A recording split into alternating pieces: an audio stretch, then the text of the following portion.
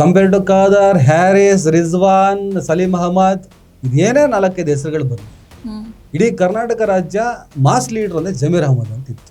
ಭಾಳ ಏನೇನೋ ನಡೆದು ಕೊನೆಗೆ ವಸತಿ ಸಿಕ್ಕಿದೆ.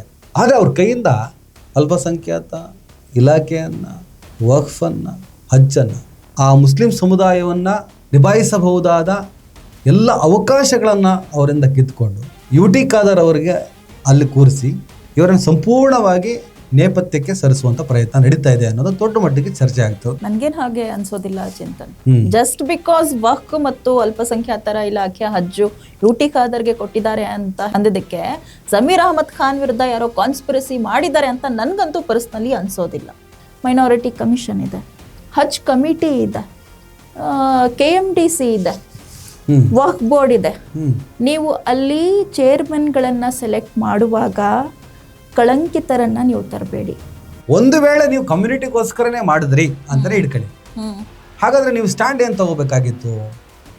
ಆಯ್ತೆಲ್ಲ ವೈರಲ್ ಆಯ್ತು, ಲೀಕ್ ಆಯ್ತು, ನಾನು ಕಮ್ಯುನಿಟಿಗೋಸ್ಕರ ಮಾಡಿದ್ನಪ್ಪ, ಮತ್ತು ಈ ಹೈಕಮಾಂಡಿಗೆ ಸಾರಿ ಕೇಳಿದ್ದೀನಿ, ನಾನೇನು ತಪ್ಪೇ ಮಾಡಿಲ್ಲ ಅಂದಮೇಲೆ ಹೈಕಮಾಂಡ್ ಯಾಕೆ ಸಾರಿ ಕೇಳಿದ್ರಿ? ನಾನೇನು ತಪ್ಪೇ ಮಾಡಿಲ್ಲ ಅಂದಮೇಲೆ ರಾಜ್ಯ ನಾಯಕತ್ವಕ್ಕೆ ಯಾಕೆ ಸಾರಿ ಕೇಳಿದ್ರಿ?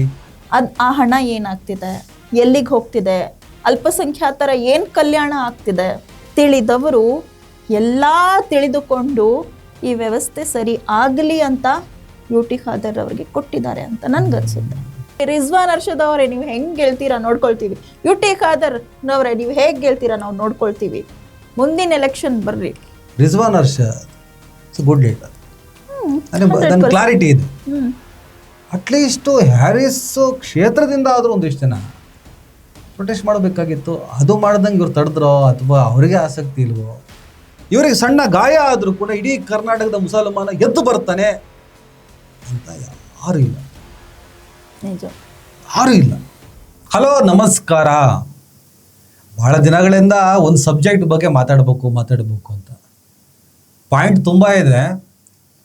ಈ ಕರ್ನಾಟಕದಲ್ಲಿ ಮುಸ್ಲಿಂ ನಾಯಕತ್ವದ ಪಾಲಿಟಿಕ್ಸಲ್ಲಿ ಬೇರೆ ಬೇರೆ ವಲಯದ ಬಗ್ಗೆ ನಾನು ಹೋಗ್ತಾ ಮಾತಾಡ್ತೀನಿ. ಪಾಲಿಟಿಕ್ಸ್ನಲ್ಲಿ ಯಾರು ಮುಸಲ್ಮಾನರನ್ನ ಪ್ರತಿನಿಧಿಸುವ ನಾಯಕ, ಯಾರು ಸ್ವಲ್ಪ ಮಾಸ್ ಲೀಡರ್, ಮುಸ್ಲಿಂ ಸಮುದಾಯಕ್ಕೆ ಸಂಬಂಧಪಟ್ಟ ಹಾಗೆ ಅದೇನೇ ವಿಚಾರಗಳು ಬಂದಾಗ ರಾಜಕಾರಣದಲ್ಲಿ ಅದು ಆಡಳಿತಾರೂಢ ಪಕ್ಷ ಇರ್ಬೋದು, ವಿರೋಧ ಪಕ್ಷಗಳಿರ್ಬೋದು, ಆಮೇಲೆ ಬೇರೆ ಬೇರೆ ಪಕ್ಷಗಳು ಇದ್ದಾವೆ. ಅವ್ರು ಮಾತಾಡೋದಕ್ಕೂ ಅವ್ರು ಭಾಷಣ ಮಾಡೋದಕ್ಕೂ ಅಧಿಕಾರದಲ್ಲಿ ಇರೋರು ಧ್ವನಿ ಎತ್ತೋದಕ್ಕೂ ಒಂದಿಷ್ಟು ವ್ಯತ್ಯಾಸಗಳಿದ್ದಾವೆ. ಯಾರು ಮುಸ್ಲಿಂ ಲೀಡರ್? ಇದ್ರ ಜೊತೆಗೆ ವಕ್ಫ್ ಬಗ್ಗೆ ಮಾತಾಡೋಣ, ಅಲ್ಪಸಂಖ್ಯಾತ ಕಲ್ಯಾಣ ಇಲಾಖೆಗಳ ಬಗ್ಗೆ ಮಾತಾಡೋಣ, ಒಂದಿಷ್ಟು ನಾಯಕರ ಜೊತೆಗಿರುವಂತಹ ನಾಯಕುಡೆಗಳ ಕಾರಣಕ್ಕೆ ಒಂದಿಷ್ಟು ವ್ಯತ್ಯಾಸಗಳು ಆಗ್ತವ, ತಮಗೆ ಅರಿವಿಲ್ಲದೆ ಕೆಲವರು ಸೂಸೈಡ್ ಮಾಡ್ಕೋತಾರ, ನೈತಿಕ ಅಧಪತನಕ್ಕೆ ಹೋಗ್ತಾರ, ಹಿಂಗೆ ಹೇಳಿದ್ರೆ ಅರ್ಥ ಆಗಲ್ಲ. ಇದರ ಬಗ್ಗೆ ನಮ್ಮ ಸ್ನೇಹಿತರು ಮತ್ತು ಹಿರಿಯ ಪತ್ರಕರ್ತರಾದಂಥ ನಾಜಿಯಾ ಕೌಸರ್ ಇವತ್ತು ನಮ್ಮ ಜೊತೆಗಿದ್ದಾರೆ. ಮೇಡಮ್, ಚರ್ಚೆಗೆ ಸ್ವಾಗತ. ಕಾರ್ಯಕ್ರಮ ನಾವು ಹೆಂಗಂದ್ರೆ ನಾವು ಸಂವಾದ ನಡೆಸ್ತೀವಿ. ನಾನು ಆ್ಯಂಕರ್ ಎಲ್ಲೂ ಆಗಿಲ್ಲ, ನೀವು ಅತಿಥಿ ಯಾವತ್ತು ಆಗೋದು ಬೇಡ. ನಮ್ಮ ಕಾರ್ಯಕ್ರಮದಲ್ಲಿ ಒಂದು ಚರ್ಚೆ ಮಾಡೋಣ. ನಾನು ಬಲ್ಲ ಪ್ರಕಾರ ಕರ್ನಾಟಕ ರಾಜಕಾರಣದ ಆಗು ಹೋಗುಗಳು, ಅದರಲ್ಲೂ ಅಲ್ಪಸಂಖ್ಯಾತ ಸಮುದಾಯದಲ್ಲಿ ಅಲ್ಪಸಂಖ್ಯಾತ ನಾಯಕತ್ವದಲ್ಲಿ ಆಗ್ತಾ ಇರುವಂಥ ಬೆಳವಣಿಗೆಗಳು, ಅಲ್ಪಸಂಖ್ಯಾತ ಕಲ್ಯಾಣ ಇಲಾಖೆಗಳು, ವಕ್ಫ್, ಇನ್ನಿತರ ವಿಚಾರಗಳಲ್ಲಿ, ಟಿಪ್ಪುವಿಂದ ಹಿಡಿದು ಅನೇಕ ವಿಚಾರಗಳಲ್ಲಿ ಆಗಾಗ ಧ್ವನಿ ಎತ್ತಿ ಕೆಲವು ಸಂದರ್ಭದಲ್ಲಿ ಎಚ್ಚರಗೊಳಿಸುವ ಪ್ರಯತ್ನ, ಮುಲಾಜಿಲ್ಲದೆ ಟೀಕಿಸುವ ಕೆಲಸ, ಆ ಕಾರಣಕ್ಕೆ ನೀವು ಅನುಭವಿಸಿದ ಒತ್ತಡ, ಇನ್ನಿತರ ವಿಚಾರಗಳ ಬಗ್ಗೆ ನನಗೆ ತುಂಬ ಅರಿವಿದೆ. ಹಾಗಾಗಿನೇ ಈಗ ಸದ್ಯಕ್ಕೆ ಕರ್ನಾಟಕದಲ್ಲಿ ಕರ್ನಾಟಕ ಮುಸ್ಲಿಂ ನಾಯಕತ್ವ, ಅಲ್ಪಸಂಖ್ಯಾತರ ಪ್ರತಿನಿಧಿಗಳು ಯಾರು, ಏನಾದರೂ ಸ್ವಲ್ಪ ಚಿಗಿದ್ಕೊಳ್ತಿದ್ದಾರೆ ಅಂದ ತಕ್ಷಣ ಆತನನ್ನು ತುಳಿಯೋ ಪ್ರಯತ್ನ ಆಗ್ತಾ ಇದೆ. ಇಲ್ಲೊಂದು ಪಕ್ಷದ್ರೋಹನ ಇದೆಯಲ್ಲಪ್ಪ ಅನ್ನೋ ಚರ್ಚೆ ಇದೆಲ್ಲ ನಡೀತಾ ಇದೆ. ನಿಮಗೆ ನೇರವಾಗಿ ಪ್ರಶ್ನೆ, ಕರ್ನಾಟಕದಲ್ಲಿ ಅಲ್ಪಸಂಖ್ಯಾತ ಸಮುದಾಯ ಅವರ ನೆಚ್ಚಿಕೊಂಡಿರುವ ನಾಯಕರಿಂದ ಸಂತೃಪ್ತವಾಗಿದೆಯಾ ಅಂತ?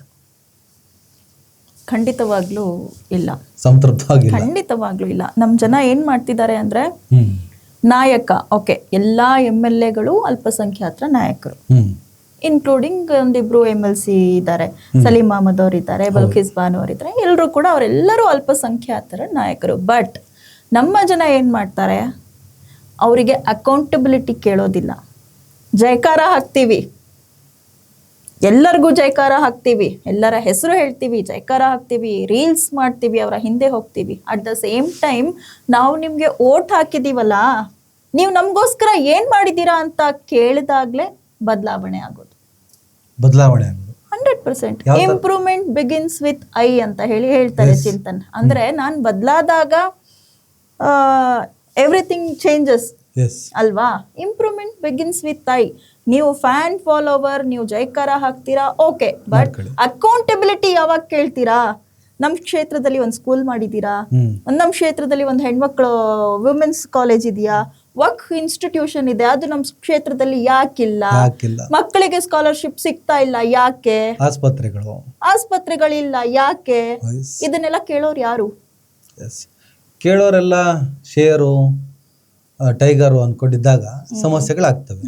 ಇವರಿಗೆ ಜನ ನಾಯಕರಲ್ಲ, ಜನ ಸೇವಕರು ಅನ್ನುವಂಥ ಕ್ಲಾರಿಟಿ ಎಲ್ಲರಿಗೆ ಬರಲ್ವೋ. ಎಲ್ಲ ರಾಜಕೀಯ ವಲಯದಲ್ಲಿ ಈ ಥರ ಇದೆ.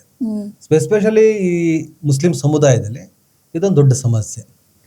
ಹಾಗಾದರೆ ಮುಸಲ್ಮಾನರಿಗೆ ಅನುಕೂಲ ಆಗುವಂಥ ಕೆಲಸವನ್ನು ಮುಸ್ಲಿಂ ನಾಯಕತ್ವ ಇಲ್ಲಿವರೆಗೆ ಮಾಡೇ ಅಲ್ವಾ? ಅವ್ರು ಬರೀ ಅವರ ಸ್ವಾರ್ಥ, ಅವರ ಭ್ರಷ್ಟಾಚಾರ, ಅವರ ಲಾಭ, ಅವರ ಸುತ್ತಮುತ್ತ ಇರುವವರ ಜೀವನ, ಅವರ ಬದುಕು, ಅವರ ಬವಣೆ, ವಕ್ಫ್ ಇನ್ನಿತರ ವಿಚಾರಗಳಲ್ಲಿ ನಾವು ಯಾರ ಪಾತ್ರ ಇಲ್ಲಿ ಎಷ್ಟು ಭ್ರಷ್ಟಾಚಾರ ಮಾಡಿದ್ರು ಅನ್ನೋ ಕ್ಲಾರಿಟಿ ಇರೋದ್ರಿಂದ ಕೇಳ್ತಾ ಇದ್ದೀನಿ.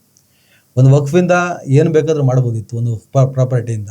ಈ ಸಮುದಾಯಕ್ಕೆ ಲಕ್ಷಾಂತರ ಎಕರೆ ಕಥೆಗಳನ್ನು ಹೇಳೋರು ನೀವು. ಆ ಜಾಗದಲ್ಲಿ, ಆ ಅಸೆಟ್ಟಲ್ಲಿ ಇವ್ರ ಬದುಕನ್ನ ಬಂಗಾರ ಮಾಡ್ಬೋದಿತ್ತು, ನೀವು ಮಾಡಲಿಲ್ಲ. ನೀವು ಎಲ್ಲೋ ಒಂದು ಕಡೆ ಹೋಗ್ತೀರಾ, ಅವರಿಗೆ ಚೂರುಪಾರು ಸಹಾಯ ಮಾಡೋದೇ ಅದೇ ದೊಡ್ಡ ಕ್ರಾಂತಿ ಥರ ತೋರಿಸ್ಕೊತೀರಾ. ಅದರ ಬದಲಿಗೆ ಅವರಿಗೆ ಬೇಕಾದಂತಹ ಮೂಲಭೂತ ಸೌಕರ್ಯಗಳನ್ನು ನೀವು ಮಾಡಿಕೊಡಲ್ವಲ್ಲ ಅಂತ ಹೇಳ್ಬಿಟ್ಟು ಸಮಯ ಸಂದರ್ಭ ಬಂದಾಗ ನಾವು ನೀವೆಲ್ಲ ಪ್ರಶ್ನೆ ಮಾಡ್ಕೊಂಡೇ ಬಂದಿದ್ದೀವಿ. ಖಂಡಿತ. ಹಾಗಾದ್ರೆ ಅಲ್ಪಸಂಖ್ಯಾತ ನಾಯಕತ್ವ ಇಡೀ ಕರ್ನಾಟಕದಲ್ಲಿ ಹುಡುಕಿದ್ರೆ ಯಾರಾದರೂ ಒಬ್ರು ಈ ಸಮುದಾಯದ ಸಂಕಷ್ಟದಲ್ಲಿ, ಈಗ ಗತಿಸಿ ಹೋದವ್ರ ಬಗ್ಗೆ ಮಾತಾಡೇನು ಪ್ರಯೋಜನ ಇಲ್ಲ. ಈಗ ನಾವು ಒಂದು ಕಾಲದಲ್ಲಿ ಅವರಿದ್ದರು ಅನ್ನೋದಕ್ಕಿಂತ ಈಗ ಇರುವವರು ಏನು ಮಾಡುತ್ತಿದ್ದಾರೆ ಅನ್ನೋ ಪ್ರಶ್ನೆ ಕೇಳಬೇಕು. ಯಾರು ಮೇಡಮ್? ಈಗ ಈ ಸಮುದಾಯ ನಾಳೆ ಬೆಳಗ್ಗೆ ಎದ್ದು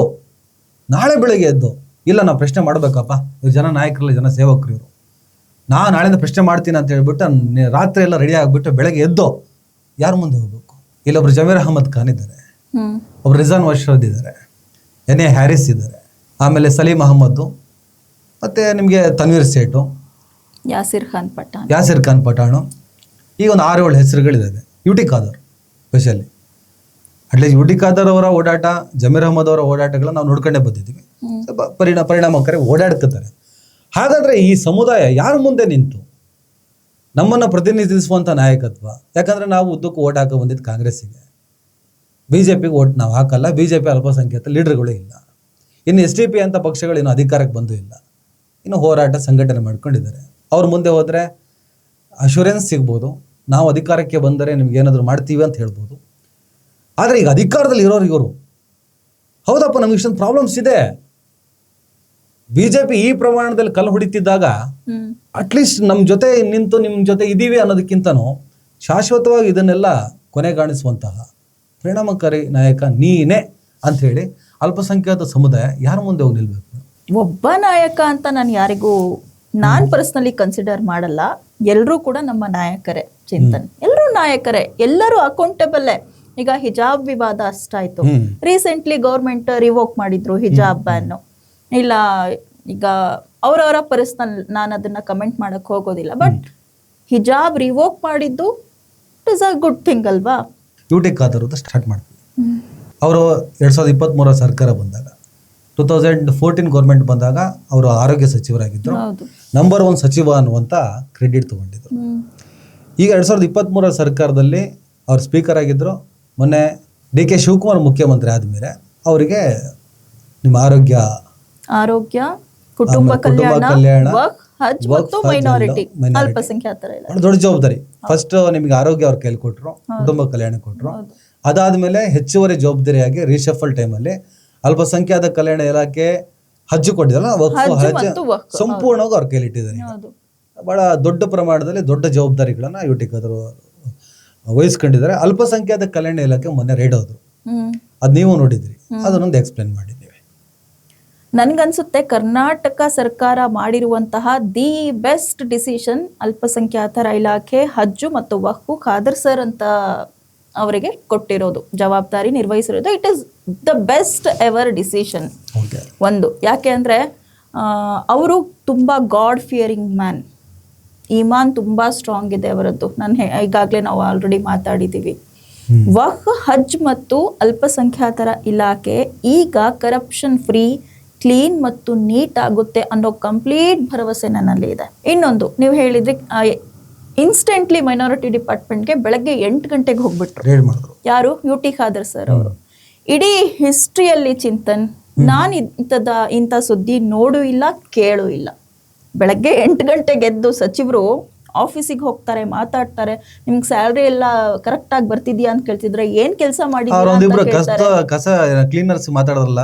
ಮಂತ್ ಸ್ಯಾಲ್ರಿ ಪೆಂಡಿಂಗ್ ಇದೆ ಅಂತ. ಯಾಕೆ 3 ಮಂತ್ ಸ್ಯಾಲ್ರಿ ಪೆಂಡಿಂಗ್ ಇದೆ? ಇದು ಆಗ್ಬೇಕಾಗಿರೋದು. ಬರ್ತಾ ಇಲ್ಲ ಅಂದ್ರು, ಹೇಳಿದ್ರು. ನಾವಂತೂ ಎಂದೂ ಕೂಡ ಇಂತ ಒಂದು ಸುದ್ದಿ ನೋಡಿರಲಿಲ್ಲ. ಎಷ್ಟು ವರ್ಷದಿಂದ ಕೆಲಸ ಮಾಡ್ತಿದ್ರಿ ಅನ್ನೋ ಪ್ರಶ್ನೆ ಕೇಳಿದಾಗ ಅವರು ಒಂದು 5-6 ವರ್ಷದಿಂದ ಮಾಡ್ತಾ ಇದ್ದೀನಿ ಅಂತ ನಾನು ಕೇಳಿಸ್ಕೊಂಡೆ. ಇದೇ ಇಲಾಖೆ ಹಿಂದೆ ಯಾರ ಕೈಲಿತ್ತು?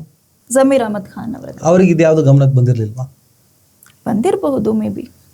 ಯಾಕೆ ASIPF ಬಗ್ಗೆ ಅಥವಾ ಸ್ಯಾಲ್ರಿ ಇನ್ನಿತರ ವಿಚಾರದ ಬಗ್ಗೆ ಅವ್ರು ತಲೆ ಕೆಡಿಸ್ಕೊಂಡಿಲ್ಲ ಅಥವಾ ತಲೆ ಕೆಡಿಸ್ಕೊಳಕ್ ಬಿಟ್ಟಿಲ್ವಾ?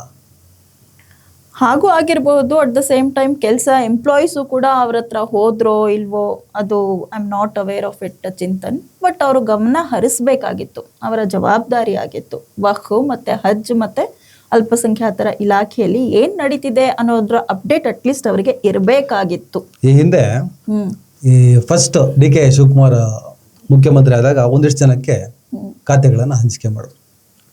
ಅವಾಗ ಕೆಲವರು ನನಗೆ ಇದು ಬೇಡ, ನನಗೆ ಅದು ಕೊಡಿ, ನಂಗೆ ಅದು ಬೇಡ, ನಂಗೆ ಇದು ಕೊಡಿ. ಅವಾಗ ನಾವು ಮಾತಾಡಿ ಒಂದು ವಿಡಿಯೋ ಮಾಡಿದ್ದೆ ನಾನು ಕೂಡ. ಈಗ ಕೆಲವರಿಗೆ ಮಂತ್ರಿ ಸ್ಥಾನ ಬೇಕು ಬೇಕು ಅನ್ನೋ ಹಪಾಪಿ, ನಿಮಗೆ ಕೊಟ್ಟರೂ ಕೂಡ ನಂಗೆ ಅದು ಬೇಡ, ಇದು ಬೇಕು ಅಂತ. ಹಾಗಾದ್ರೆ ಈ ಹಿಂದೆ ಕೆಲವು ಖಾತೆಗಳನ್ನು ನೀವು ನಿರ್ವಹಿಸಿದ್ರಲ್ಲ, ಅಲ್ಲಿ ಏನು ಕಡ್ದು ಗುಡ್ಡೆ ಹಾಕಿದ್ರಿ, ಆ ರಿಪೋರ್ಟ್ ಕಾರ್ಡ್ ಜನರ ಮುಂದಿದೆ. ನಿಮ್ಗೆ ಆಲ್ರೆಡಿ ನಿಮಗೆ ಏನು ಕೊಟ್ಟಿದ್ದಾರೆ ಅದರಲ್ಲಿ ನಿಮ್ಮ ಪರ್ಫಾರ್ಮೆನ್ಸ್ ಏನಿದೆ ಆ ರಿಪೋರ್ಟ್ ಕಾರ್ಡ್ ಅನ್ನು ಇಡಿ. ನೋಡಪ್ಪ, ನನಗೆ ಇಂತಿಂತ ಖಾತೆ ಕೊಟ್ರೆ ಇಷ್ಟು ಕಡ್ದು ಗುಡ್ಡೆ ಹಾಕಿದ್ದೀನಿ, ಹಾಗಾಗಿ ನನಗೆ ಇಂಥ ಖಾತೆನೇ ಕೊಟ್ರೆ ನಾನು ಇನ್ನಷ್ಟು ಕಡ್ದು ಗುಡ್ಡೆ ಹಾಕ್ತೀನಿ ಅಂತ ಕೇಳೋದಕ್ಕೆ ನಿಮ್ಗೆ ರೈಟ್ಸ್ ಇರ್ತದೆ. ಇದು ಯಾವುದು ಕೊಟ್ಟರು ಕೂಡ ಅದು ಬೇಕು ಇದು ಬೇಕು ಅಂತ ಹೇಳಿ ಕೊನೆಗೆ ಹೈಕಮಾಂಡ್ ರಾಹುಲ್ ಗಾಂಧಿ ಅವರು ಸರಿಯಾಗಿ ಕೊಟ್ರಂತೆ ಒಬ್ಬ ಮಂತ್ರಿಗೆ. ನಮಗೆ ಬಂದ ಮಾಹಿತಿ ಪ್ರಕಾರ, ನಿಖರ ಮಾಹಿತಿ ಅಂತಲ್ಲ, ಮಾಧ್ಯಮಗಳಿಗೆ ಬಲ್ಲ ಮೂಲಗಳ ಮಾಹಿತಿ ಅಂತೀವಲ್ಲ ಆ ಥರ ಕೇಳದಂತೆ ಏನಪ್ಪಾ ಅಂತ. ನನಗೆ ಇದು ಬೇಡ, ನಂಗೆ ಅದು ಬೇಕಂದ್ರಂತೆ. ನೀನ್ ನೆಕ್ಸ್ಟ್ ಎಲೆಕ್ಷನ್ ಟ್ರಂಪ್ ಮುಂದೆ ನಿಂತ್ಕ, ಅಲ್ಲಿ ಗೆದ್ದು ಬಾ, ನಿಂಗೆ ಒಳ್ಳೆ ಪೊಸಿಷನ್ ಕೊಡ್ತೀನಿ ಅಂತ ಒಂದು ತಮಾಷೆ. ಅದು ಬಲ್ಲ ಮೂಲಗಳ ಮಾಹಿತಿ. ಸೊ ಒಂದು ಇಲಾಖೆಯನ್ನ ನೀವು ತಗೊಂಡ ಮೇಲೆ, ವಹಿಸ್ಕೊಂಡ ಮೇಲೆ, ಅಲ್ಲಿ ನೀವು ಏನು ಸಾಧನೆ ಮಾಡಿದ್ರಿ, ಅಲ್ಲಿ ಏನು ಬದಲಾವಣೆ ತಂದ್ರಿ. ಅಲ್ಪಸಂಖ್ಯಾತರ ಕಲ್ಯಾಣ ಇಂಥ ಚಂದ ಇದೆ ವರ್ಡು. ಅಲ್ಪಸಂಖ್ಯಾತರನ್ನ ಎಷ್ಟು ಕಲ್ಯಾಣ ಮಾಡಿದ್ರಿ? ಅಲ್ಪಸಂಖ್ಯಾತ ಕಲ್ಯಾಣ ಇಲಾಖೆಯಿಂದ ನೀವು ಏನು ಮಾಡ್ಬೋದಾಗಿತ್ತು, ಅದು ಯಾವುದು ಕೂಡ ಮಾಡದೇ ಇದ್ದಾಗ ಕೆಲವು ಸಲ ಇಂತಹ ರೇಡ್ಗಳು ಹಿಸ್ಟ್ರಿ ಅನ್ಸ್ಕೊಳ್ಳುತ್ತೆ. ಈ ಇತಿಹಾಸದಲ್ಲಿ ಮೊದಲ ಬಾರಿಗೆ ನಾನು ನೋಡಿದ್ದಂತ ನೀವು ಹೇಳಿದ್ರಿ. ಇದು ಯಾವತ್ತೂ ಆಗದೇ ಇದ್ದಾಗ ಮಾತ್ರ ಇದು. ನನಗೆ ಯುಟಿ ಖಾದರ್ ಅವರ ಬಗ್ಗೆ ಒಂದು ನನಗೆ ವೈಯಕ್ತಿಕವಾಗಿರೋದು, ನಿಮಗೂ ಗೊತ್ತಿದೆ, ಅದು ಹಾರ್ಡ್ ವರ್ಕರ್, ಒಳ್ಳೆ ಕೆಲಸಗಾರ, ಕೊಟ್ಟ ಕೆಲಸವನ್ನು ಅಚ್ಚುಕಟ್ಟಾಗಿ ನಿರ್ವಹಿಸುವಂಥ ಶಕ್ತಿ ಇರೋದು. ಇದೇ ಯುಟಿ ಖಾದರಿಂದ ಈ ಸಮುದಾಯಕ್ಕೆ ಯಾವ ರೀತಿಯ ಲಾಭಗಳಾಗಿರೋ ನಿಮ್ಮ ಪ್ರಕಾರ? ಅಲ್ಪಸಂಖ್ಯಾತ ಸಮುದಾಯದ ಅನೇಕ ಸಂಕಷ್ಟದ ವಿಚಾರಗಳಿದ್ದಾವೆ. ಅವರ ಸ್ಪಂದನೆ ಬಗ್ಗೆ ಮಾತಾಡಿದ್ರೆ, ರೀಸೆಂಟಾಗಿ ಮುಲ್ಲಾಗಳು ಎದುರಿಸಿಳಿದ್ರೆ ಅಕ್ಷರ ಇಲ್ಲ ಅಂತ ಸ್ಟೇಟ್ಮೆಂಟ್ ಕೊಟ್ಟಾಗ ಒಂದು ಕಮ್ಯುನಲ್ ವಿಚಾರಗಳು ಬಂದಾಗ ಹೆಚ್ಚಾಗಿ ಈ ನಾಯಕತ್ವ ಮಾತಾಡಬೇಕು ಅಂತ ಅನಿಸುತ್ತೆ ಸಮುದಾಯಕ್ಕೆ. ಯಾಕಂದರೆ ನಾವುಗಳು ಎಷ್ಟೇ ಮಾತಾಡಿದ್ರು ಕೂಡ ಸೆಷನ್ ಒಳಗಡೆ ಬರುವಂಥ ಧ್ವನಿಗಳು ವೆರಿ ವೆರಿ ಇಂಪಾರ್ಟೆಂಟ್. ಈ ವಿಚಾರ ಬಂದಾಗಲೂ ಇವ್ರಿಗೆಲ್ಲ ಮಾಡೋಕ್ಕೆ ಕೆಲಸ ಇಲ್ಲ, ಬರೀ ಸಾಮರಸ್ಯ ಕದಿಡ್ತಾರೆ ಅಂತ ಹೇಳ್ಬಿಟ್ಟು ಭಾಳ ಮಾತಾಡಿದ್ದಾರೆ. ಅಲ್ಪಸಂಖ್ಯಾತ ಸಮುದಾಯಕ್ಕೆ ಪರಿಣಾಮಕಾರಿ ನಾಯಕ ಯುಟಿ ಖಾದರ್ ಆಗ್ತಾರ ಅಂತ. ಖಂಡಿತವಾಗ್ಲೂ ಆಗ್ತಾರೆ. ಏನು ಮಾಡಿದ್ರು ಅಲ್ಪಸಂಖ್ಯಾತ ಸಮುದಾಯಕ್ಕೆ? ನೀವು ಮಾತಾಡಬಹುದಾ, ಸಿಗ್ಬಹುದಾ? ಈಗ ಒಂದಿಷ್ಟು ಕೆಲ ದಿನಗಳಿಂದ ನೀವು ನೋಡಿರ್ತೀರಾ ಸೋಷಿಯಲ್ ಮೀಡಿಯಾದಲ್ಲಿ, ಯುಟಿ ಖಾದರ್ ವಕ್ಫ್ ಬೋರ್ಡ್ ಕರಪ್ಷನ್ ಫ್ರೀ ಮಾಡ್ತಾರಾ, ಯುಟಿ ಖಾದರ್ ಇಂದ ಇದು ಸಾಧ್ಯನಾ, 20% ಕಮಿಷನ್ ವಕ್ಫ್ ಬೋರ್ಡ್ ಇಂದ ತೆಗಿತಾರಾ? ಅಂದ್ರೆ ನೀವು ಒಪ್ಕೊಳ್ತಾ ಇದ್ದೀರಾ ಹಿಂದೆ ಕರಪ್ಷನ್ ಇತ್ತು ಅಂತ? 20% ಕಮಿಷನ್ ತೆಗಿತಾರಾ ಅಂದ್ರೆ ಇದೆ ಇದೆ ಇದೆ. ಮಾಡಿದ್ಯಾರು? ನೀವು ಅಕೌಂಟೆಬಿಲಿಟಿ ತಗೊಂಡಿದ್ದೀರಾ ಅವ್ರ ಹತ್ರ? ಅವ್ರಿಗೆ ಕೇಳಿದ್ದೀರಾ ನೀವು? ಅವ್ರಿಗೆ ಮಾತಾಡಿದ್ದೀರಾ ನೀವು? ಯುಟಿ ಖಾದರ್ಗೆ ಉರ್ದು ಬರೋದಿಲ್ಲ, ಒಂದಿಷ್ಟು ಜನ ಪೋಸ್ಟರ್ಸ್ ಉರ್ದು ಜನರ ಜೊತೆ ಅವ್ರಿಗೆ ಕಮ್ಯುನಿಕೇಶನ್ ಇಲ್ಲ, ಉರ್ದು ಮಾತಾಡೋದಿಲ್ಲ, ಅವ್ರಿಗೆ ನಮ್ಮ ಸಮಸ್ಯೆ ಅರ್ಥ ಆಗೋದಿಲ್ಲ, ಅವ್ರಿಗೆ ಯಾಕೆ ಕೊಡ್ಬೇಕಿತ್ತು? ಸುಮ್ಮನೆ ಸೋಷಿಯಲ್ ಮೀಡಿಯಾ ಕ್ಯಾಂಪೇನ್. ಯಾಕೆ ಅಂದ್ರೆ ಜಸ್ಟ್ ಬಿಕಾಸ್ ಅವ್ರಿಗೆ ಯುಟಿ ಖಾದರ್ ಅವರ ಬಗ್ಗೆ ಏನಾದ್ರು ಒಂದು ಬರಿಬೇಕು, ಏನಾದ್ರು ಒಂದು ಮಾತಾಡ್ಬೇಕು. ನಿಮ್ಗೆ ಅಷ್ಟು ಸಮಸ್ಯೆ ಇದೆಯಾ? ಹೋಗಿ ಅವ್ರ ಹತ್ರ ಕುತ್ಕೊಳ್ಳಿ, ಮಾತಾಡಿ. ನಾನು ಹೇಳ್ತಾ ಇದ್ದೀನಲ್ಲ, ಅಕೌಂಟಬಿಲಿಟಿ ಕೇಳಿ, ನೀವು ಪ್ರಶ್ನೆ ಮಾಡಿ, ಸರ್ ಇಂಥ ಸಮಸ್ಯೆ ಇದೆ ಹೇಳಿ. ರೆಸ್ಪಾಂಡ್ ಮಾಡಲ್ವಾ? ನಾವು ನಿಮ್ ಜೊತೆ ಹೋರಾಟ ಮಾಡ್ತೀವಿ, ಅವಾಗ ನಾವು ಕೇಳೋಣ, ಅವಾಗ ಮಾಡೋದಿಲ್ಲ. ಅದು ಬಿಟ್ಟು ಸುಮ್ಮನೆ ಸೋಷಿಯಲ್ ಮೀಡಿಯಾದಲ್ಲಿ ಏನಾದ್ರು ಒಂದು ಬರೆದ್ರೆ, ನಾವು ಇಲ್ಲಿ ಕುತ್ಕೊಂಡು ಉರ್ದು ನಮ್ ತರ ಮಾತಾಡ್ತಾರೆ ಚಿಂತನ್ ಅವರು, ನಮ್ ತರ ಉರ್ದು ಮಾತಾಡ್ತಾರೆ ಅವರು. ಒಂದ್ ವೇಳೆ ಮಾತಾಡಲ್ಲ ಅಂತಾನೆ ಇಟ್ಕೊಳ್ಳಿ ಮೇಡಮ್, ಕರ್ನಾಟಕದ ಮುಸ್ಲಿಮ್ಸು ಅಲ್ಪಸಂಖ್ಯಾತರ ಬಗ್ಗೆ ನಾವು ಮಾತಾಡ್ತಾ ಇದೀವಿ. ಯುಟಿ ಖಾದರ್ ಅವರು ಉರ್ದು ಮುಸ್ಲಿಮ್ರಿಗೆ ಏನ್ ಮಾಡಿದ್ರು, ಬ್ಯಾರಿ ಮುಸ್ಲಿಮ್ರಿಗೆ ಏನ್ ಮಾಡಿದ್ರು, ಮಲಯಾಳಿ ಮುಸ್ಲಿಮ್ಗೆ ಏನ್ ಮಾಡಿದ್ರು? ಈ ನೋಡಿ, ಇದನ್ನ ಮಾಡ್ತಾನೆ ಮುಸಲ್ಮಾನರಲ್ಲೂ ಕೂಡ ಬೇರೆ ಬೇರೆ ಜಾತಿ ಇದಾವೆ. ಈ ಕೆಲವರು ಪುಂಗ್ಲಿ ಅಂತ ಸಂತತಿಗಳಿರ್ತವೆ, ಅವ್ರ ಬಾಯಿಗೆ ನೀವೇ ತಗೊಂಡೋಗಿ ಆಹಾರ ಕೊಡ್ತೀರಾ. ಸಮುದಾಯದ ಪ್ರಶ್ನೆ ಬಂದಾಗ ಬಿಜೆಪಿ ಸರ್ಕಾರ ಇದ್ದಾಗ ಇದೆಲ್ಲ ಎಲ್ಲಿ ಹೋಗುತ್ತೆ? ಇವ್ರಿಗೆ ಎಲ್ಲ ಹೋಗುತ್ತೆ. ಮುಸ್ಲಿಂ ಮಿನಿಸ್ಟರ್ ಇಲ್ಲ, ಮುಸ್ಲಿಂ ಮಾತಾಡಲ್ಲ, ಉರ್ದು ಮಾತಾಡಲ್ಲ, ಮೈನಾರಿಟಿ ಮಿನಿಸ್ಟರ್ ಇಲ್ಲ, ಅವಾಗ ಮಾತಾಡಿ. ಅವಾಗ ಪ್ರಾಬ್ಲಮ್ ಬಂದಾಗ ಯುಟಿ ಖಾದರ್ ಮಾತಾಡಬಾರ್ದು, ಯುಟಿ ಖಾದರ್ ಬ್ಯಾರಿ ಇದು. ಆಮೇಲೆ ಬ್ಯಾರಿಗಳು NRC-CA ಎಲ್ಲ ದೊಡ್ಡ ಪ್ರಮಾಣದಲ್ಲಿ ಮಂಗಳೂರು ಹೋರಾಟ ಮಾಡಿದ್ರು. ಅವಾಗ ಜಮೀರ್ ಮಾತಾಡಬಾರ್ದು, ಜಮೀರ್ ಉರ್ದು, ಹ್ಯಾರಿಸ್ ಮಾತಾಡಬಾರ್ದು, ಅವ್ರು ಮಲಯಾಳಂ ಅಂತ ಕೂತ್ರೆ. ಈಗ ನಾಯಕತ್ವದಲ್ಲೇ ನೀನ್ ಬ್ಯಾರಿ, ನೀನು ಉರ್ದು, ನೀನು ಮಲಯಾಳಿ ಅಂತ ಹೇಳ್ಬಿಟ್ಟು ನೀವುಗಳೇ ದೂರ ಮಾಡಿ, ಆಮೇಲೆ ಅಲ್ಪಸಂಖ್ಯಾತ ನಾಯಕರು ನಮ್ಗೇನು ಮಾಡಿಲ್ಲ ಅಂತ ಹೇಳಿ ಬಾಯಿ ಹೊಡ್ಕೊಂಡ್ರೆ ಆಗ್ತದ ಅಲ್ವಾ? ಯೂನಿಟಿ ಆಗಿ ಹೋದ್ರೆ ಮಾತ್ರ ಪರಿಹಾರ ಇದೆ. ಈಗ ವಕ್ಫ್ ವಿಚಾರ ಬಂತು, ಈಗ ಯುಟಿ ಖಾದರ್ ಕೈಲಿ ವಕ್ಫ್ ಬಂದಿದೆ. ಅಲ್ಪಸಂಖ್ಯಾತ ಕಲ್ಯಾಣ ಇಲಾಖೆಯಲ್ಲಿ ಸಿಕ್ಕಾಪಟ್ಟೆ ಕೆಲಸಗಳಿದ್ದಾವೆ, ಅದು ಮಾಡಬೇಕಾಗ್ತದೆ. ಅಲ್ಪಸಂಖ್ಯಾತರ ಶ್ರೇಯೋಭಿವೃದ್ಧಿಗೋಸ್ಕರ ಹೋರಾಟ ಮಾಡಬೇಕಾಗಿದೆ. ಅವ್ರು ಮಾಡ್ತಾರೆ, ಆ ನಂಬಿಕೆ ಕೂಡ ಇದೆ, ಅವ್ರ ಕೆಲಸಗಾರ. ವಕ್ಫ್ ಅಂತ ಬಂದಾಗಲೇ ನನಗೆ ಭಾಳ ಕ್ಯೂರಿಯಾಸಿಟಿ. ವಿರೋಧಿಗಳು, ಶತ್ರುಗಳು, ಮಿತ್ರರು ಎಲ್ಲರೂ ಕೂಡ ಭಾಳ ದೊಡ್ಡ ಪ್ರಮಾಣದಲ್ಲಿ ಕಣ್ಣು ಹಾಕಿ ಕೂತಿರುವಂಥ ಜಗತ್ತು. ನಾವು ನೋಡ್ತಿದ್ದ ಹಾಗೆ ತೀರಾ ಕ್ಯಾಬ್ಗಳಲ್ಲಿ ಓಡಾಡ್ತಿದ್ದವರೆಲ್ಲ ವಕ್ಫ್ ಜಗತ್ತೊಳಗಡೆ ಹೋಗಿ ಒಳ್ಳೊಳ್ಳೆ ಕಾರ್ಗಳನ್ನು ಮಾಡ್ಕೊಂಡ್ರು, ಒಳ್ಳೊಳ್ಳೆ ಬಿಲ್ಡಿಂಗ್ಗಳನ್ನು ಕಟ್ಕೊಂಡ್ರು. ನಿನ್ನೆ ಆ ಮನುಷ್ಯ ಅಲ್ಲಿ ಓಡಾಡ್ತಿದ್ದ, ಇದು ಹೆಂಗಪ್ಪ ಈ ಬಿಲ್ಡಿಂಗ್ ಬಂತು ಅಂತ ನಾವು ಮಾತಾಡಿದ್ವಿ. 20% ಭ್ರಷ್ಟಾಚಾರ ಇತ್ತು ಅಂತ ನೀವು ಆರಂಭದಲ್ಲೇ ಹೇಳಿದ್ರಿ. ಇತ್ತು ಅಂದರೆ ಇದೆ, ಇವ್ರು ತೆಗಿತಾರ ಅಂದರೆ ಅಲ್ಲಿ ಇದೆ ಅಂತ ಆಯಿತು. ಅಲ್ಲಿನ ಆ ವ್ಯವಸ್ಥೆ ಒಳಗಡೆ ಹೋಗ್ತವ್ರು ಯಾರೇ ಆಗಿರ್ಬೋದು, ಕಳೆದ 5-6 ವರ್ಷಗಳ ಕತೆ ಹೇಳ್ತೀನಿ ನಾನು. ಕಳೆದ 5-6 ವರ್ಷದಲ್ಲಿ ಅಲ್ಲಿ ಯಾರು ಹೋಗಿದ್ರು ಅವರೆಲ್ಲರೂ ನನಗೆ ಸಂಪರ್ಕ ಇದ್ದವರು. ಕೆಲವು ರಾಜಕಾರಣಿಗಳನ್ನ ಮೀಟ್ ಮಾಡಿಸಿ ಅಂತ ಹೇಳ್ಬಿಟ್ಟು ಬೇಡಿಕೆಯನ್ನು ಇಟ್ಟವರು, ಕೆಲವರು ಸಂಕಷ್ಟದಲ್ಲಿ ಅಕ್ಕಪಕ್ಕ ಕೂತ್ಕೊಂಡು ಮಾತಾಡಿದವರು. ನಾ ಸೆಕೆಂಡ್ ಲೇಯರ್ ನಾಯಕತ್ವಕ್ಕೆ ಅಂದರೆ ಯುಟಿ ಖಾದರ್ ಅವ್ರು ಕಳಿಸೋಣ, ಅವರು ಅದನ್ನೆಲ್ಲ ಕ್ಲಿಯರ್ ಮಾಡಲಿ. ಜಮೀರ್ ಅಹಮದ್ ಖಾನ್ ಅವರ ಹಿಡಿತದಲ್ಲಿ ಇತ್ತು. ಈಗ ಪ್ರಶ್ನೆ ಇರೋದೇನೆಂದರೆ, ಜಮೀರ್ ಅಹಮದ್ ಖಾನ್ ಅವರು ದಾವಣಗೆರೆ ಎಲೆಕ್ಷನ್ನಲ್ಲಿ ಪಕ್ಷ ವಿರೋಧಿ ಚಟುವಟಿಕೆಯನ್ನು ಮಾಡಿದ್ರು. ಕಂಪೇರ್ ಟು ಖಾದರ್, ಹ್ಯಾರಿಸ್, ರಿಜ್ವಾನ್, ಸಲೀಂ ಅಹಮದ್, ಇದೇನೇ 4-5 ಹೆಸರುಗಳು ಬರಲಿ, ಇಡೀ ಕರ್ನಾಟಕ ರಾಜ್ಯ ಮಾಸ್ ಲೀಡರ್ ಅಂದರೆ ಜಮೀರ್ ಅಹಮದ್ ಅಂತ ಇತ್ತು. ಜಮೀರ್ ಅಹಮದ್ ಜನರಿಗೆ ಸ್ಪಂದಿಸುವಂಥ ರೀತಿ, ಅವರ ಮೂಮೆಂಟು ನಾವು ನೋಡಿದ್ವಿ. ತೀರಾ ಇನ್ನೊಬ್ಬರು ಬಾಯಿಯಿಂದ ಕಿತ್ತು ತನ್ನ ಬಾಯಿಗೆ ಹಾಕಿಕೊಳ್ಳುವಷ್ಟು ಆ ಥರದ ಒಂದು ರಾಜಕಾರಣ ಮಾಡ್ಕೊಬಂದವ್ರು. ಜನರಿಗೆ ಅದು ಇಷ್ಟ ಆಗ್ತದೆ. ಕೆಲವು ಸಲ ಹವಾಯಿ ಚಪ್ಪಲಿ ಹಾಕೊಂಡು ಹೋಗುವಂಥ ಲೀಡರ್ ಇಷ್ಟ ಆಗ್ಬಿಡುತ್ತೆ. ನಮ್ಮನ್ನು ಯಾರು ಅಪ್ಕೋತಾನೆ, ಯಾರು ತಪ್ಕೋತಾನೆ, ಯಾರು ಮುತ್ತು ಕೊಡ್ತಾನೆ, ಎಲ್ಲದೂ ಕೂಡ ಇಂಪಾರ್ಟೆಂಟ್ ಆಗ್ತದೆ.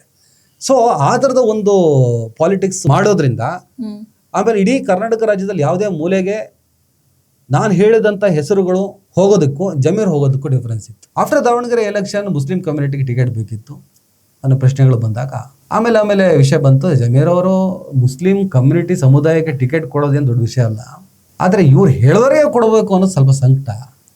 ಆ ಕಾರಣಕ್ಕೆ ಅಲ್ಲೇ ಅಷ್ಟು ಆ ಲೆವೆಲ್ ಪಾಲಿಟಿಕ್ಸ್ ಆಯಿತು. ಅದಕ್ಕೆ ಇವರು ಯಾರ ಜೊತೆ ಒಬ್ಬ ಆಡಿಯೋ ಕಾನ್ವರ್ಸೇಷನ್ ಕೂಡ ರಿಲೀಸ್ ಆಯಿತು. ಡಿ ಕೆ ಶಿವಕುಮಾರ್ ಮುಖ್ಯಮಂತ್ರಿ ಆದಮೇಲೆ ಮೊದಲ ಪಟ್ಟಿಯಲ್ಲಿ ಅವ್ರ ಹೆಸರು ಬರಲಿಲ್ಲ. ಅದು ಅಷ್ಟೊತ್ತಿಗೆ ಅವ್ರ ಆಡಿಯೋ ರಿಲೀಸ್ ಆಗ್ತದೆ. ಅದಾದ ಮೇಲೆ ನೆಕ್ಸ್ಟ್ ಪಟ್ಟಿಯಲ್ಲಿ ಹೆಸರು ಬರಲ್ಲ ಅಂತಿದ್ದಾಗ ಅವರು ಸ್ವಲ್ಪ D K Suresh, D K Shivakumar ಓಡಾಟ, ವೇಣುಗೋಪಾಲು ಅವ್ರ ಜೊತೆ ಇರೋರು ಒಂದಿಷ್ಟು ಜನ ಓಡಾಟ ಏನೇನೋ ನಡೆದು ಕೊನೆಗೆ ವಸತಿ ಸಿಕ್ಕಿದೆ. ಆದರೆ ಅವ್ರ ಕೈಯಿಂದ ಅಲ್ಪಸಂಖ್ಯಾತ ಇಲಾಖೆಯನ್ನು, ವಕ್ಫನ್ನು, ಹಜ್ಜನ್ನು, ಮುಸಲ್ಮಾನ ನಾಯಕತ್ವದ ಏನು ಲೇಯರ್ ಇದೆ ಅಲ್ಲಿ ಕೂತು ಆ ಮುಸ್ಲಿಂ ಸಮುದಾಯವನ್ನು ನಿಭಾಯಿಸಬಹುದಾದ ಎಲ್ಲ ಅವಕಾಶಗಳನ್ನು ಅವರಿಂದ ಕಿತ್ಕೊಂಡು UT ಖಾದರ್ ಅವರಿಗೆ ಅಲ್ಲಿ ಕೂರಿಸಿ ಇವರನ್ನು ಸಂಪೂರ್ಣವಾಗಿ ನೇಪಥ್ಯಕ್ಕೆ ಸರಿಸುವಂಥ ಪ್ರಯತ್ನ ನಡೀತಾ ಇದೆ ಅನ್ನೋದು ದೊಡ್ಡ ಮಟ್ಟಿಗೆ ಚರ್ಚೆ ಆಗ್ತಿರುತ್ತೆ. ಎಲ್ಲ ಅವರ ಅಭಿಮಾನಿಗಳು ಅದು ಹೇಳ್ತಾರೆ. ಡಿ ಕೆ ಶಿವಕುಮಾರ್ ಬ್ರದರ್ಸ್ ಅಂದ್ಕೊಂಡೆ ಏನು ಇಂಥ ಕೆಲಸ ಮಾಡಿದ್ರಲ್ಲ ಅಂತ ಹೇಳ್ಬಿಟ್ಟು ಒಂದಿಷ್ಟು ಎಪಿಸೋಡ್ಗಳು ಕೂಡ ಬರ್ತಾ ಇದ್ದಾವೆ. ನನ್ನ ಮೊದಲನೇ ಪ್ರಶ್ನೆ, ದಾವಣಗೆರೆಯಲ್ಲಿ ಈಗ ನಾನು ಹೋಗ್ಬಿಟ್ಟು ಒಂದು ಭಾಷಣ ಮಾಡ್ದಪ್ಪ, ಮುಸ್ಲಿಂ ಸಮುದಾಯಕ್ಕೆ ಟಿಕೆಟ್ ಕೊಡ್ರಪ್ಪ, ನೀವು ಟಿಕೆಟ್ ಕೊಟ್ಟಿಲ್ಲ ಅಂದರೆ ನಿಮಗೆ ಓಟ್ ಹಾಕ್ಬಾರ್ದು. ಮುಸ್ಲಿಂ ಸಮುದಾಯ ತನು ಮನ ಧನ ತಮ್ಮ ಸರ್ವಸ್ವವನ್ನೇ ಕಾಂಗ್ರೆಸ್ಗೆ ಅರ್ಪಣೆ ಮಾಡಿದಂಥ ಸಮುದಾಯಕ್ಕೆ ಒಂದು ಟಿಕೆಟ್ ಕೊಡೋಕ್ಕಾಗಲ್ವಾ? ಒಂದು at least by election, next election ಆ ಹುಡುಗನ ಕೊಡ್ಕೊಳ್ಳಿ ನೀವು ಅಂತ ನಾವು ಕೂಡ ಮಾತಾಡಿದ್ವಿ. ಅವ್ರ ಪತ್ರಕರ್ತರು, ನಾವು ಯಾವುದೋ ಪಕ್ಷಕ್ಕೆ ಸೇರಿದವರಲ್ಲ, ಏನೂ ಅಲ್ಲ, ನಾನು ಮಾತಾಡ್ಕೊತೀನಿ. ನಾನು ನಾಳೆ ಅಲ್ಲೂ ಮಾತಾಡ್ತೀನಿ, ನಾನು ಇವತ್ತು ಕಾಂಗ್ರೆಸ್ ಮಾತಾಡ್ತೀನಿ, ನಾಳೆ BJP ಬಿಟ್ಟು ಬೇರೆ ಯಾವುದಕ್ಕೆ ಮಾತಾಡ್ತೀನಿ. ಯಾಕಂದ್ರೆ ಬಿಕಾಸ್ ಆಫ್ ಕೋಮುವಾದಿಗಳವರು. ಅದಕ್ಕೋಸ್ಕರ ಯಾವುದೇ ಕೋಮುವಾದಿಗಳ ವಿರುದ್ಧ ನಿಂತು ನಾನು ಮಾತಾಡ್ತೀನಿ. ನಾವು ಮಾತಾಡಿದ್ರೆ ಕನ್ಸಿಡರ್ ಪತ್ರಕರ್ತ ಮಾತಾಡಿದ್ದೇನೆ. ಬಟ್ ಜಮೀರ್ ಅಹ್ಮದ್ ಒಂದು ಪಕ್ಷದಲ್ಲಿ ಇದ್ಕೊಂಡು ಆ ಥರದೊಂದು ನಿಲುವನ್ನು ತಗೊಂಡಿದ್ದು ತಾನಲ್ಲ ಅಂದರು. ಅದೊಂದು ಆಡಿಯೋ ಆಮೇಲೆ ಫೋನ್ ಟ್ಯಾಪಿಂಗ್ ಮಾಡಿದ್ರು ಅಂತ ಹೇಳಿದ್ರು. ಅದಾದಮೇಲೆ ಯಾರೋ ರೆಕಾರ್ಡ್ ಮಾಡಿಬಿಟ್ಟ ಅಂತ ಹೇಳಿದ್ರು. ಆಮೇಲೆ ಸ್ವಪಕ್ಷದಲ್ಲಿರುವಂಥ ಹಿತಶತ್ರುಗಳು ಅದನ್ನು ಮಾಡಿದಂದ್ರೆ, ಅದೇನೇ ಅಂದರೂ ಕೂಡ ಪಕ್ಷ ಅಂತ ಬಂದಾಗ ಅದೊಂದು ಪಕ್ಷದ್ರೋಹ ಅಂತ ಆಗುತ್ತೆ. ಎಸ್, ಅಫ್ಕೋರ್ಸ್ ಅದನ್ನೇ ಕನ್ಸಿಡರ್ ಮಾಡಿಬಿಟ್ಟು ನೀವು ವಸತಿ ಬೇಕಲ್ಲ, ಒಂದಿಷ್ಟು ಬೇರೆ ರೀತಿಯ ಒತ್ತಡಗಳನ್ನು ನೀವು ಸೃಷ್ಟಿ ಮಾಡಿದ್ರಲ್ಲ, ಕಣ್ಣೋರ್ಸೋಕ್ಕೋಸ್ಕರ ಅದೇ ವಸತಿ ಕೊಡ್ತೀವಿ, ನಾಳೆ ವಸತಿ ದುಡ್ಡು ಕೊಡ್ತೀವೋ ಬಿಡ್ತೀವೋ ಗೊತ್ತಿಲ್ಲ ನಮಗೆ. ನಾಳೆ ನಿಮಗೆ ಹಿಂದೆ ವಸತಿ ಕೊಟ್ಟವಲ್ಲ, ಅಷ್ಟು ಕಾಸು ಕೊಡ್ತೀವೋ ಬಿಡ್ತೀವೋ ಗೊತ್ತಿಲ್ಲ. ವಿಜಯನಗರದ ಉಸ್ತುವಾರಿ ಕೊಟ್ವಿ ನಿಮಗೆ, ನೀವು ಉಸ್ತುವಾರಿ ಬೇಡ ಅಂತ ಹೇಳಿದ್ರಿ. ಮತ್ತು ನಿಮಗಿದ್ದಂಥ ಸ್ಥಾನಮಾನ, ಸಿದ್ದರಾಮಯ್ಯನವ್ರ ಒತ್ತಾಸೆ, ಕೃಪಾ ಕಟಾಕ್ಷ, ಸಿಕ್ಕಾಪಟ್ಟೆ ದುಡ್ಡು ಓಡಾಡ್ತಾ ಇತ್ತು ನಿಮ್ಮ ಹತ್ರ. ವಿಜಯನಗರ ಉಸ್ತುವಾರಿ ಏನೋ, ನೀವು ಹೋಗಿದ್ದಲ್ಲಿ ಫ್ಲೈಟಲ್ಲಿ, ಪ್ರೈವೇಟ್ ಜೆಟ್ಟಲ್ಲಿ. ಯಾಕೆ ಮೊನ್ನೆ ನೀವು ಕಾರಲ್ಲಿ ಹೋಗಿ ಬಂದ್ರಿ? ಯಾಕಂದ್ರೆ ಇನ್ಕಮ್ ಎಲ್ಲ ಕಡಿಮೆ ಆಗಿಬಿಟ್ಟಿದೆ ನಿಮಗೆ. ಹಂಗಾಗಿ ಯಾರಪ್ಪ ಓಡಾಡ್ತಾರೆ ವಾರಕ್ಕೆ 2-3 ದಿವಸ ಕಾರಲ್ಲಿ, ಜೆಟ್ಟಲ್ಲಿ ಓಡಾಡೋಷ್ಟು ಶಕ್ತಿ ಇಲ್ಲ ನಿಮಗೆ, ಒಂದು ಸುದ್ದಿ ಚರ್ಚೆ. ಹಾಗಾಗಿ ವಿಜಯನಗರ ಉಸ್ತುವಾರಿ ತೆಗೆದು ನಾಮಕಾವಸ್ಥೆ ಕೊಡಬೇಕಲ್ಲ ಅಂತ ಹೇಳ್ಬಿಟ್ಟು ವಸತಿಯನ್ನು ಕೊಟ್ಟಿದ್ದಾರೆ. ಅದನ್ನು ತಗೊಂಡು ನಿಮ್ಮನ್ನು ಎಲ್ಲೆಲ್ಲಿ ಕಟ್ ಮಾಡಬೇಕು ಆ ಕೆಲಸವನ್ನು ಹೈಕಮಾಂಡ್ ಅಥವಾ ಡಿ ಕೆ ಶಿವಕುಮಾರು ಅಥವಾ state politics, Rizwan, Saleem Ahmed press ಮೀಟೇ ಕರೆದ್ರು. ಇಂಡೈರೆಕ್ಟ್ ಆಗಿ ಅವತ್ತು ಜಮೀರ್ ಅಹ್ಮದ್ ಹೆಸರನ್ನ ಅವ್ರು ಹೇಳದೇ ಇದ್ರು ಕೂಡ ಪ್ರೆಸ್ ಮೀಟ್ ಕೂಡ ಕರೆದ್ರು. ಓವರಾಲ್ ಎಲ್ಲವೂ ಸೇರಿ ಜಮೀರ್ ಅಹ್ಮದ್ ಅವರು ದಾವಣಗೆರೆ ಮಾಡಿದ್ದು. ಈಗ ಕೇರಳದಲ್ಲಿ ಅವ್ರು ಮಾಡಿಕೊಟ್ಟ ಲಾಭ ಅದು ನೀವು ಮಾತಾಡಿ. ಆಮೇಲೆ ಕೇರಳದಲ್ಲಿ ಅವ್ರು ಮಾಡಿಕೊಟ್ಟಂಥ ಲಾಭಕ್ಕಿಂತ ನೀವು 100 ಒಳ್ಳೆ ಕೆಲಸ ಮಾಡಿ, ಒಂದು ಕೆಟ್ಟ ಕೆಲಸ ಮಾಡಿದ್ರೆ ನಿಮ್ಮ 100 ಒಳ್ಳೆ ಕೆಲಸ ಕನ್ಸಿಡರ್ ಆಗಲ್ಲ ಅನ್ನೋ ಮಾತು ಮೊದಲಿಂದನೂ ಇದೆ. ನಾವು ಇಷ್ಟೆಲ್ಲ ಸೊಸೈಟಿ ಮಾತಾಡ್ತಿದ್ದೀವಿ, ಈ ಸಮುದಾಯ ಅಂತ ಮಾತಾಡ್ತಿದ್ದೀವಿ. ಒಂದು ವಿಡಿಯೋ ಆ ಸಮುದಾಯದ ವಿರುದ್ಧ ಮಾತಾಡಿದ್ರೆ ಆಮೇಲೆ ನಿಮ್ಮ 100 ಕೆಲಸವನ್ನು ಕೂಡ ಸ್ಮ್ಯಾಶ್ ಮಾಡಿ ನಮ್ಮನ್ನು ಸ್ಮ್ಯಾಶ್ ಮಾಡ್ತಾರೆ. ಜಮೀರ್ ಪರಿಸ್ಥಿತಿ ಇವತ್ತು ಅದಾಗಿದೆಯಾ ಅಂತ ನನ್ಗೇನ್ ಹಾಗೆ ಅನ್ಸೋದಿಲ್ಲ ಚಿಂತನ್. ಜಸ್ಟ್ ಬಿಕಾಸ್ ವಕ್ಫ್ ಮತ್ತು ಅಲ್ಪಸಂಖ್ಯಾತರ ಇಲಾಖೆ ಹಜ್ಜು UT ಖಾದರ್ಗೆ ಕೊಟ್ಟಿದ್ದಾರೆ ಅಂತ ಅಂದಿದ್ದಕ್ಕೆ ಜಮೀರ್ ಅಹ್ಮದ್ ಖಾನ್ ವಿರುದ್ಧ ಯಾರೋ ಕಾನ್ಸ್ಪಿರಸಿ ಮಾಡಿದ್ದಾರೆ ಅಂತ ನನ್ಗಂತೂ ಪರ್ಸನಲಿ ಅನ್ಸೋದಿಲ್ಲ. ಯಾಕೆಂದ್ರೆ ಜಮೀರ್ ಅಹ್ಮದ್ ಖಾನ್ ರವರು ತುಂಬಾ ಪಾಪ್ಯುಲರ್ ಲೀಡರ್, ಒಳ್ಳೆ ಪಾಪ್ಯುಲಾರಿಟಿ ಇರುವ leader. There is no second thought about it. But Zameer Ahmed Khan ರವರು ಸೆಕೆಂಡ್ ಲೈನ್ ಲೀಡರ್ ಅನ್ನಾಗಿ ಯಾರನ್ನ ಮಾಡಿದ್ದಾರೆ ನೀವು ನನಗೆ ಹೇಳಿ. ಜಮೀರ್ ಅಹ್ಮದ್ ಖಾನ್ ಆದ ಮೇಲೆ ಇನ್ನೊಬ್ಬ ನಾಯಕ ಯಾರು? ನೆಕ್ಸ್ಟ್ ಸೆಕೆಂಡ್ ಲೈನ್ ಅವರ ಲೀಡರ್ಶಿಪ್ ಅಲ್ಲಿ ಇರೋ ಸೆಕೆಂಡ್ ಲೈನ್ ಲೀಡರ್ಸ್ ಹೆಸರು ಏನು? ಯಾರನ್ನ ಅವ್ರು ಕ್ರಿಯೇಟ್ ಮಾಡಿದ್ದಾರೆ? ಒಂದು ಶಾಲೆ 58-60 ವರ್ಷ ಆದ್ಮೇಲೆ ಟೀಚರ್ ರಿಟೈರ್ಡ್ ಆಗ್ತಾರೆ. ಹೋದ್ಮೇಲೆ ಹೊಸಬ್ರು ಬರಲೇಬೇಕಲ್ಲ. ಹೌದು. ಯಾರವರು? ಜಮೀರ್ ಲೋಕದಲ್ಲಿ ಯಾರು ಅಂತ? ಹೌದು, ಯಾರು ಗೊತ್ತಿಲ್ಲ ನನಗೆ. ಯಾರು ಇಲ್ಲ, ಯಾರು ಇಲ್ಲ. ಅಂದ್ರೆ ಜಮೀರ್ ಹೊಸ ನಾಯಕತ್ವನ ಹುಟ್ಟಾಕಿಲ್ಲ, ಮಾಡಿಲ್ಲ. ಯಾಕೆ ಅಂದ್ರೆ ಅವರು ಒಳ್ಳೆ ಹೃದಯವಂತ ಮನುಷ್ಯ, ವಿಪರೀತ ಪಾಪ್ಯುಲರ್ ಮನುಷ್ಯ. ಕಷ್ಟ ಅಂತ ಬಂದಾಗ ಎಲ್ಲೋ ಒಂದ್ ಕಡೆ ಒಂದು ಸಿವಿಯರ್ ಆಕ್ಸಿಡೆಂಟ್ ಆಯ್ತು ಅಂದ್ರೆ ಪರ್ಸನಲಿ ಹೋಗ್ಬಿಡ್ತಾರೆ, ದುಡ್ಡು ಕೊಟ್ಬಿಡ್ತಾರೆ, ಪರ್ಸನಲ್ ಹೆಲ್ಪ್ ಮಾಡ್ತಾರೆ. ಸರ್ಕಾರದ ಹಣ ಬರ್ಲಿ ಅಂತ ವೇಟ್ ಮಾಡೋದಿಲ್ಲ, ಅವರ ಸ್ವಂತ ಹಣ ಕೊಡ್ತಾರೆ. ಬಳ್ಳಾರಿಯಲ್ಲಿ ಕೊಟ್ರು 25 ಲಕ್ಷ ಎಲ್ಲ ಅದ್ರಲ್ಲಿ ಸೆಕೆಂಡ್ ಥಾಟ್ ಇಲ್ಲ. ಬಟ್ ಸೆಕೆಂಡ್ ಲೈನ್ ಲೀಡರ್ಸ್ ಅವರ ಅಂಡರಲ್ಲಿ ಇರೋರು ಯಾರು ಅಂತವ್ರಿಲ್ಲ. ನಾವೆಲ್ಲ ಏನ್ ಬಯಸ್ತೀವಿ ಅಂದ್ರೆ ಇಲ್ಲ ಆಲ್ಮೋಸ್ಟ್ ಅಲ್ಪಸಂಖ್ಯಾತರು ಏನು ಬಯಸ್ತಾರೆ ಅಂದರೆ ಮೈನಾರಿಟಿ ಕಮಿಷನ್ ಇದೆ, ಹಜ್ ಕಮಿಟಿ ಇದೆ, KMDC ಇದೆ, ವಕ್ಫ್ ಬೋರ್ಡ್ ಇದೆ. ನೀವು ಅಲ್ಲಿ ಚೇರ್ಮನ್ಗಳನ್ನು ಸೆಲೆಕ್ಟ್ ಮಾಡುವಾಗ ಕಳಂಕಿತರನ್ನ ನೀವು ತರಬೇಡಿ. ನಮ್ಗೆ ಬೇಡ. ಆಲ್ಮೋಸ್ಟ್ ಎಲ್ಲರೂ ಕಳಂಕಿತರಲ್ಲೇ.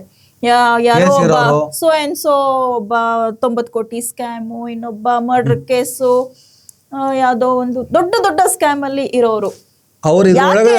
ಇದ್ರೊಳಗಡೆ ಬಂದ ಮೇಲೆ ವಕ್ಫ್ ಆಸ್ತಿ ಕೂಡ ಲೂಟಿ ಮಾಡಿದಾರೆ ಅಂತ ಮಾಹಿತಿ ಇದೆ. ಇರಬಹುದು. ಬಟ್ ನಾನು ಇದನ್ನ ಯಾಕೆ ಹೇಳ್ತಾ ಇದ್ದೀನಿ ಅಂದ್ರೆ, ಇಸ್ಲಾಂ ಅಲ್ಲಿ ಮಶರ ಅಂತ ಹೇಳ್ತಾರೆ, ಅಂದ್ರೆ ಸಜೆಷನ್ಸ್ ತಗೊಳ್ಳೋದು, ಮಶರ. ಆ ಮಶರ ಪ್ರವಾದಿ ಮೊಹಮ್ಮದ್ ಸಲ್ಲಲ್ಲಾಹು ಅಲೈಹಿ ವಸಲ್ಲಂ ಅವರ ಸುನ್ನತ್. ನೀವು ಕಮ್ಯುನಿಟಿ ಲೀಡರ್, ನೀವು ಆ ಒಂದು ಸುನ್ನತ್ ಮಶೂರಾನ ನೀವು ಫಾಲೋ ಮಾಡ್ತಿದ್ರೆ ಮೇ ಬಿ ಇಷ್ಟೆಲ್ಲ ಆಗ್ತಿರ್ಲಿಲ್ಲ. ಏನು ಮಶೂರ? ಎಲ್ಲಾ MLAಗಳು ನಿಮ್ಮ ಸ್ನೇಹಿತರು. ಅವರೇ ಹೇಳ್ತಾರೆ, ನಾವೆಲ್ಲ ಬ್ರದರ್ಸ್ ಇದ್ದಂಗೆ, ಅಣ್ಣ ತಮ್ಮ ಇದ್ದಂಗೆ. ಯುಟಿ ಖಾದರ್ ಅವರು, ಸಲೀಂ ಅಹಮದ್, ರಿಜ್ವಾನ್ ಅರ್ಷದ್ ಎಲ್ಲ ನನ್ನ ಅಣ್ಣ ತಮ್ಮಂದ್ರು ಅಂತ ಸುಮಾರು ಸರಿ ಖುದ್ದು ಜಮೀರ್ ಅಹಮದ್ ಖಾನ್ ರವರು ಹೇಳಿದ್ದಾರೆ.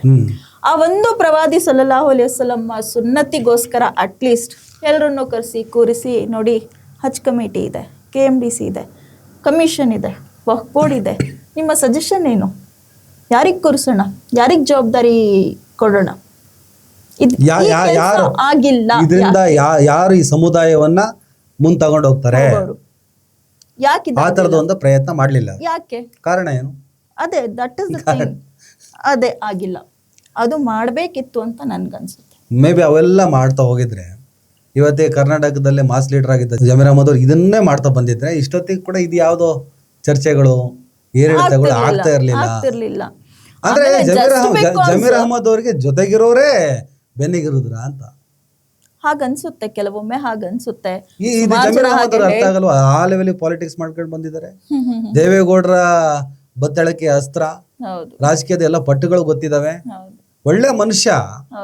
ಅದ್ರ ಜೊತೆ ಒಂದಿಷ್ಟು ಪಟ್ಟುಗಳು ಗೊತ್ತಿದ್ದ ಮೇಲೆ ಯಾರಿಂದ ಏನ್ ತೊಂದರೆ ಆಗ್ತಿದೆ ಅನ್ನೋ ಕ್ಲಾರಿಟಿ ಇಲ್ವಾ? ಈಗ ಮೊನ್ನೆ ವಿಜಯನಗರದಲ್ಲಿ ಫ್ಲಾಗ್ ಹಾರಿಸೋ ವಿಚಾರದಲ್ಲಿ ಯಾರೋ ಒಂದ್ ಲೆಟರ್ ಬರೀತಾನೆ, ಜೊತೆಗಿರೋ ಮಾಡಿರ್ತಾರೆ ಅಷ್ಟೇ. ಅಟ್ಲೀಸ್ಟ್ ಓದಿ ಗೀದಿ ಅರ್ಥ ತಿಳ್ಕೊಬೇಕಲ್ಲ. ಅದು ಕನ್ನಡದಲ್ಲೇ ಇತ್ತು ಲೆಟರ್. ಅದು ಸ್ವಲ್ಪ ಅದೇ ಸಮಸ್ಯೆ ಎಲ್ಲ ಆಗ್ತದಂದ್ರೆ, ಮನುಷ್ಯ ಸ್ವಲ್ಪ ಬೆಂಡಾದ ಅಂದ್ರೆ ಬೆನ್ನಿಗೆ 2 ಗುದ್ದು ಜಾಸ್ತಿ ಅಂತೆ. ಜಮೀರ್ ಅಹಮದ್ ಕತೆ ಏನಾಗಿದೆ ಅಂದ್ರೆ ಬ್ಯಾಕ್ ಟು ಬ್ಯಾಕ್ ಫೈರ್ ಆಗ್ತಾ ಇದೆ. ಆದ್ರೆ ಅದು ಸ್ವಯಂಕೃತ ಅಪರಾಧ ಅನ್ಸುತ್ತೆ ನನ್ನ ಪ್ರಕಾರ. ಏನಂದ್ರೆ ನೀವು ಕೇರಳದಲ್ಲಿ 20 ಜನರನ್ನ ಗೆಲ್ಸ್ಕೊಂಡು ಬಂದ್ರಿ ಅನ್ನೋದು ಇಂಪಾರ್ಟೆಂಟ್ ಆಗೋದಿಲ್ಲ. ದಾವಣಗೆರೆಯಲ್ಲಿ ಸಮರ್ಥನನ್ನು ಸೋಲ್ಸೋದಕ್ಕೆ ಪ್ರಯತ್ನ ಪಟ್ರಿ ಅನ್ನೋದು ಬಹಳ ದೊಡ್ಡ ಕನ್ಸಿಡರ್ ಆಗ್ತದೆ. ಅದೇ ಅಲ್ಲಿ ದೊಡ್ಡ ಮಟ್ಟದಲ್ಲಿ ನಡೀತಿದೆ ಅಂತ ಹೇಳ್ಬಿಟ್ಟು ನಮಗೂ ಇರೋ ಮಾಹಿತಿ. ಆದ್ರೆ ಅದು ಆಡಿಯೋ ಫೇಕ್ ಇದೆ, ನಕಲಿ ಇದೆ, ಟ್ಯಾಪಿಂಗು, ಏನೇನೋ ಸಮರ್ಥನೆಗಳಾದ್ರೂ ಕೂಡ ಇವತ್ತು ಜನರನ್ನ ಅಷ್ಟು ಈಸಿಯಾಗಿ ಯಾಮಾರಿಸೋಕೆ ಕಷ್ಟ ಆಗ್ತದೆ. ಪಕ್ಷದ ಒಳಗಡೆ ಇದ್ದು ಅದನ್ನ ಮಾಡಬಾರ್ದಿತ್ತು. ಒಂದ್ ಕಡೆ ನೀವು ಏನೇ ಮಾಡಿದ್ರು ಒಳ್ಳೆ ಕೆಲಸ, ಇನ್ನೊಂದ್ ಕಡೆ ಇದು ಮಾಡಬಾರ್ದಿತ್ತು. ಒಂದು ವೇಳೆ ನೀವು ಕಮ್ಯುನಿಟಿಗೋಸ್ಕರನೇ ಮಾಡಿದ್ರಿ ಅಂತಾನೆ ಇಟ್ಕೊಳ್ಳಿ. ಹಾಗಾದ್ರೆ ನೀವು ಸ್ಟ್ಯಾಂಡ್ ಏನ್ ತಗೋಬೇಕಾಗಿತ್ತು? ಆಯ್ತೆಲ್ಲ ವೈರಲ್ ಆಯ್ತು, ಲೀಕ್ ಆಯ್ತು, ನಾನು ಕಮ್ಯುನಿಟಿಗೋಸ್ಕರ ಮಾಡ್ದನಪ್ಪ. ಮತ್ತೆ ಈ ಹೈಕಮಾಂಡ್ ಸಾರಿ ಕೇಳಿದ್ದೀನಿ, ನಾನೇನು ತಪ್ಪೇ ಮಾಡಿಲ್ಲ ಅಂದಮೇಲೆ ಹೈಕಮಾಂಡ್ ಯಾಕೆ ಸಾರಿ ಕೇಳಿದ್ರಿ? ನಾನೇನು ತಪ್ಪೇ ಮಾಡಿಲ್ಲ ಅಂದಮೇಲೆ ರಾಜ್ಯ ನಾಯಕತ್ವಕ್ಕೆ ಯಾಕೆ ಸಾರಿ ಕೇಳಿದ್ರಿ?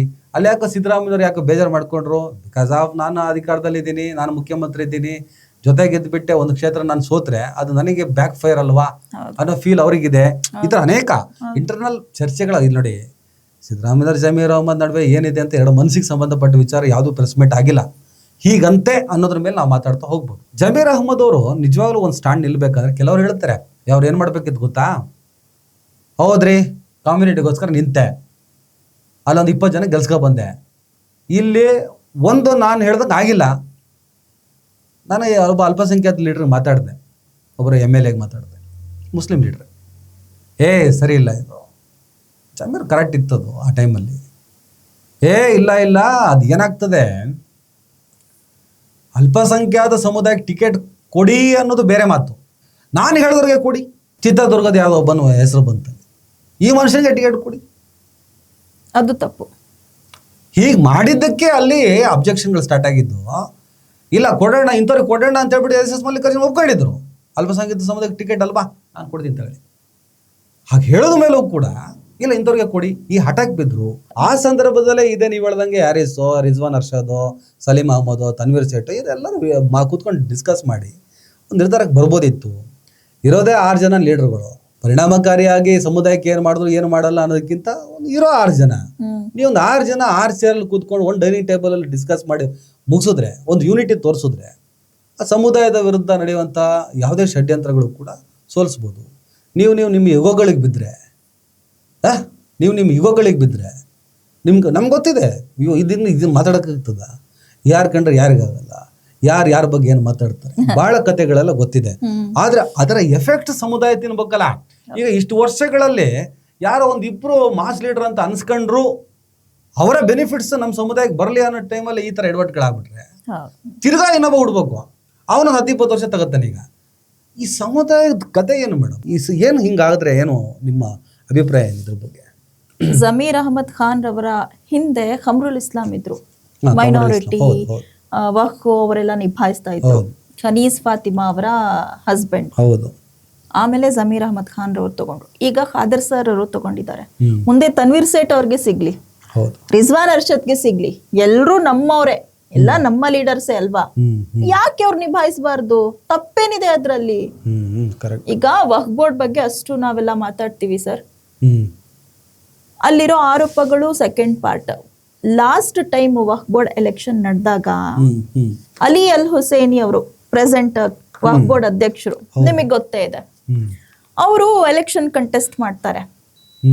ಎಷ್ಟು ಸೂಪರ್ ಆಗಿ ಇಡೀ ಕರ್ನಾಟಕದ ಮುಸ್ಲಿಮರು ಅವರಿಗೆ ಸಪೋರ್ಟ್ ಮಾಡಿದ್ರು ಅಂದ್ರೆ ತುಂಬಾ ಈಸಿಯಾಗಿ ಎಲೆಕ್ಷನ್ ವಿನ್ ಆದ್ರು ಅವರು.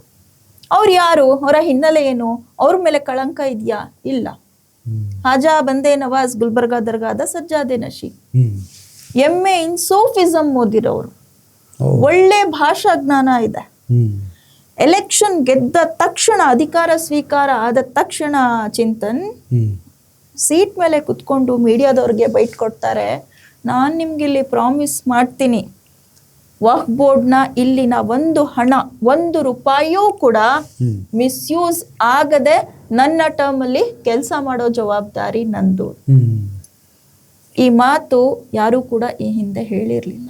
ಸೊ ನಾನೇನ್ ಹೇಳ್ತಾ ಇದ್ದೀನಿ, ಈ ವಕ್ಫ್ ಬೋರ್ಡ್, ಹಜ್ ಕಮಿಟಿ, KMDC, ಮೈನಾರಿಟಿ ಕಮಿಷನ್ ಅಂತ ಇದಕ್ಕೆ ಕಳಂಕಿತರು ಬೇಡ.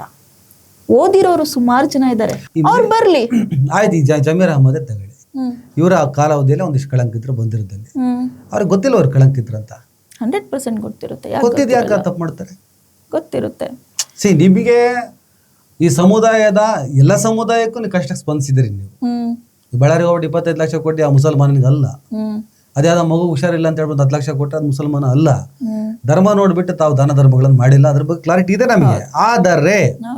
ಆದರೆ ಒಂದು ಸಮುದಾಯವನ್ನ ಪ್ರತಿನಿಧಿಸುವಂತ ಕೆಲವು ಸ್ಥಾನಮಾನಗಳಿಗೆ ಈ ಭ್ರಷ್ಟರು, ಕಳ್ಳರು, ದರೋಡೆಕೋರರು, ಪೋಷಾಕುದಾರಿಗಳು ಇವ್ರನ್ನ ಕರ್ಕೊಂಡು ಬಂದ್ಬಿಟ್ಟು ನೀವು ಕೂರಿಸ್ಬಿಟ್ರೆ ಇದು ಯಾವ ಸ್ವಾರ್ಥದ ಲೆಕ್ಕಾಚಾರ? ಅಥವಾ ಏನಾಗಿದೆ ನಿಮ್ಮ ಮೆದುಳುಗಳಿಗೆ? ಏನಲ್ಲ, ಈಗ ಅವರು ವಕ್ಫ್ ಬೋರ್ಡ್ ಅಲ್ಲಿ ಸುಮಾರು ಡಿಸ್ಟ್ರಿಕ್ಟ್ ಅನ್ನ ವಿಸಿಟ್ ಮಾಡಿದ್ರು. ಯಾರು? ಜಮೀರ್ ಅಹಮದ್ ಖಾನ್ ಸಚಿವರಾಗಿದ್ದಾಗ. ವಕ್ಫ್ ಅದಾಲತ್ ಮಾಡ್ತಾರೆ, ಹುಬ್ಳಿಯಲ್ಲಿ ಮಾಡ್ತಾರೆ, ಬಿಜಾಪುರದಲ್ಲಿ ಮಾಡ್ತಾರೆ, ಸುಮಾರು ಡಿಸ್ಟ್ರಿಕ್ಟ್ ಮಾಡ್ತಾರೆ. ಚಿತ್ರದುರ್ಗದವರು ರಿಕ್ವೆಸ್ಟ್ ಮಾಡ್ಕೊಂಡ್ಬಿಟ್ರು, ಮಿನಿಸ್ಟ್ರು ನೀವು ದಯವಿಟ್ಟು ನಮ್ ಡಿಸ್ಟ್ರಿಕ್ಟ್ ಬಂದು ವಕ್ಫ್ ಅದಾಲತ್ ನಡೆಸಿ. ಇವರು ಮಾಸ್ ಲೀಡರ್ ಅಲ್ವಾ, ಹೋಗ್ಬೇಕಿತ್ತು. ಆತ ನನ್ನ ಆಪ್ತಾನೇ ಇರ್ಲಿ, ಅವನ್ ಯಾರೇ ಇರ್ಲಿ, ಏನ್ ಮಾಡಿದಾನೋ ಬನ್ನಿ ನೀವು, ಏನಾಗಿದೆ, ಏನ್ ಸಮಸ್ಯೆ ಮಾಡ್ಬೇಕಿತ್ತು. ಚಿತ್ರದುರ್ಗದಲ್ಲೂ ಕೂಡ ವಕ್ಫ್ ಅದಾಲತ್ 100% ಸರ್ ಮಾಡ್ಬೇಕಿತ್ತು. ಯಾಕೆ ಮಾಡಿಲ್ಲ? ಚಿತ್ರದುರ್ಗ ವಿಸಿಟು ಯಾಕೆ ಮಾಡಿಲ್ಲ? ನೀವ್ ಈಗಲೂ ಕೂಡ ಚಿತ್ರದುರ್ಗ ಲೋಕಲ್ ಏಡ್ಸ್ಗೆ ಮಾತಾಡಿ, ನಮ್ ಜಿಲ್ಲೆಯಲ್ಲಿ ವಕ್ಫ್ ಅದಾಲತ್ತೇ ಇಲ್ಲ, ಸಮಸ್ಯೆ ಸುಮಾರಿದೆ. ಅವರದು ಮಾಡಿದಾರೋ ಇಲ್ಲೋ ನಮಗ್ ಗೊತ್ತಿಲ್ಲ, ದಟ್ ಈಸ್ ಸೆಕೆಂಡರಿ. ಅದರ ಎನ್ಕ್ವೈರಿ ಆಗ್ಲಿ, ಕಾನೂನಿದೆ. ಬಟ್ ಜನ ಖುದ್ದು ನಿಮಗೆ ಹೇಳ್ತಿದ್ದಾರಲ್ಲ ನೀವು ಬನ್ನಿ ಅಂತ, ನೀವು ಹೋಗ್ಬೇಕಿತ್ತಲ್ವಾ? ಸರ್ ತುಂಬಾ ಬಡ ಹೆಣ್ಮಕ್ಳು ಮದ್ವೆ ಸರ್, ಹೋಗ್ಯಮ್ಮ ಶಾದಿಕ್ಯಮ್ಮ, ಪಟ್ಟಂತ 5 ಲಕ್ಷ ಕೊಡ್ತೀರಾ, ಪಟ್ಟಂತ 10 ಲಕ್ಷ ಕೊಡ್ತೀರಾ, ವಿಪರೀತ ಸಂತೋಷ, ತುಂಬಾ ಒಳ್ಳೆ ಕೆಲಸ ಅವ್ರು ಮಾಡ್ತಿದ್ದಾರೆ. ಅಟ್ ದ ಸೇಮ್ ಟೈಮ್ ಆ ತಂದೆಗೆ ನೀವು ಒಂದು ಸಾರಿ ಕೇಳಿ, ಏನ್ ಓದಿಸಿದ್ಯಾ ನಿನ್ ಮಗಳಿಗೆ ನೀನು, ನಿನ್ ಮಗಳು ಅಟ್ಲೀಸ್ಟ್ ಒಂದು ಡಿಗ್ರಿ ಮಾಡಿದಾಳ, ನಾಳೆ ಏನಾದ್ರೂ ಹೆಚ್ಚು ಕಡಿಮೆ ಆದ್ರೆ ನಿನ್ ಮಗಳು ತನ್ನ ಕಾಲಿನ ಮೇಲೆ ನಿಲ್ಲೋ ಕೆಪಾಸಿಟಿ ಒಳಗಿದೆಯಾ? ಹುಷಾರಿಲ್ಲ ಅಂತ ಬಂದಾಗ 5-10 ಸಾವಿರ ರೂಪಾಯಿನ ನೀವು ಕೊಡೋ ಬದಲು, ನೀನು ಯಾವ ಏರಿಯಾದಿಂದ ಬಂದಿದ್ದೀಯಮ್ಮ, ಏನು ಡೆಂಗ್ಯೂ ಬಂತ, ಆ ಏರಿಯಾ ವಿಸಿಟ್ ಮಾಡಿ ಅಲ್ಲಿನ ಗಲೀಜುಗಳನ್ನೆಲ್ಲ ತೆಗೆದು ದುಡ್ಡು ಕೊಟ್ಟರೆ ಅದರಲ್ಲಿ ಒಂದು 40% ಆಸ್ಪತ್ರೆಗೆ ಹೋಗ್ಬೋದು, ಇನ್ನು ಅರ್ಧ ಅವ್ರ ಖರ್ಚು ವೆಚ್ಚಕ್ಕೆ ಹೋಗ್ಬೋದು. ಅವರಿರೋ ಪ್ರದೇಶಗಳನ್ನು ನಾವು ಸ್ವಚ್ಛಗೊಳಿಸಿದ್ರೆ, ಅಲ್ಲೆಲ್ಲ ಮಸ್ಕಿಟೋ ಇನ್ನೊಂದು ಸಮಸ್ಯೆಗಳನ್ನು ನಿವಾರಿಸಿದ್ರೆ ಅದು ದೊಡ್ಡ ಕ್ರಾಂತಿ ಅದು. ಸೊ ನಾವು ಹಿಂದೆ ಒಂದು ಹಿಂದೆ ಮಾತಾಡಿದ್ದೆ, ನೀವು ಹಣ ಕೊಟ್ಟು ಒಬ್ಬಿಬ್ಬರ ಜ್ವರನ ಕಡಿಮೆ ಮಾಡೋ ಬದಲು ಅದೇ ಹಣದಲ್ಲಿ ಒಂದು 100-200 ಜನರ ಜ್ವರನ ನೀಗಿಸಿ ಪರ್ಮನೆಂಟ್ ಆಗಿ ಈ ಥರದ್ದು ಹಾಕ್ಬೇಕು.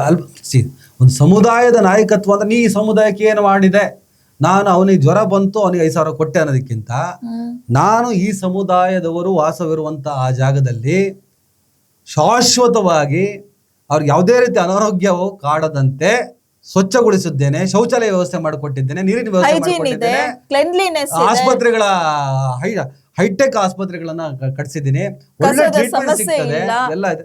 ಇದು ನಿಮಗೆ ನಾಟ್ ಓನ್ಲಿ ಜಮೀರ್ ಅಹಮದ್ ಸಾಹೇಬ್ರದಲ್ಲ, ಪ್ರತಿಯೊಬ್ಬ ನಾಯಕತ್ವ.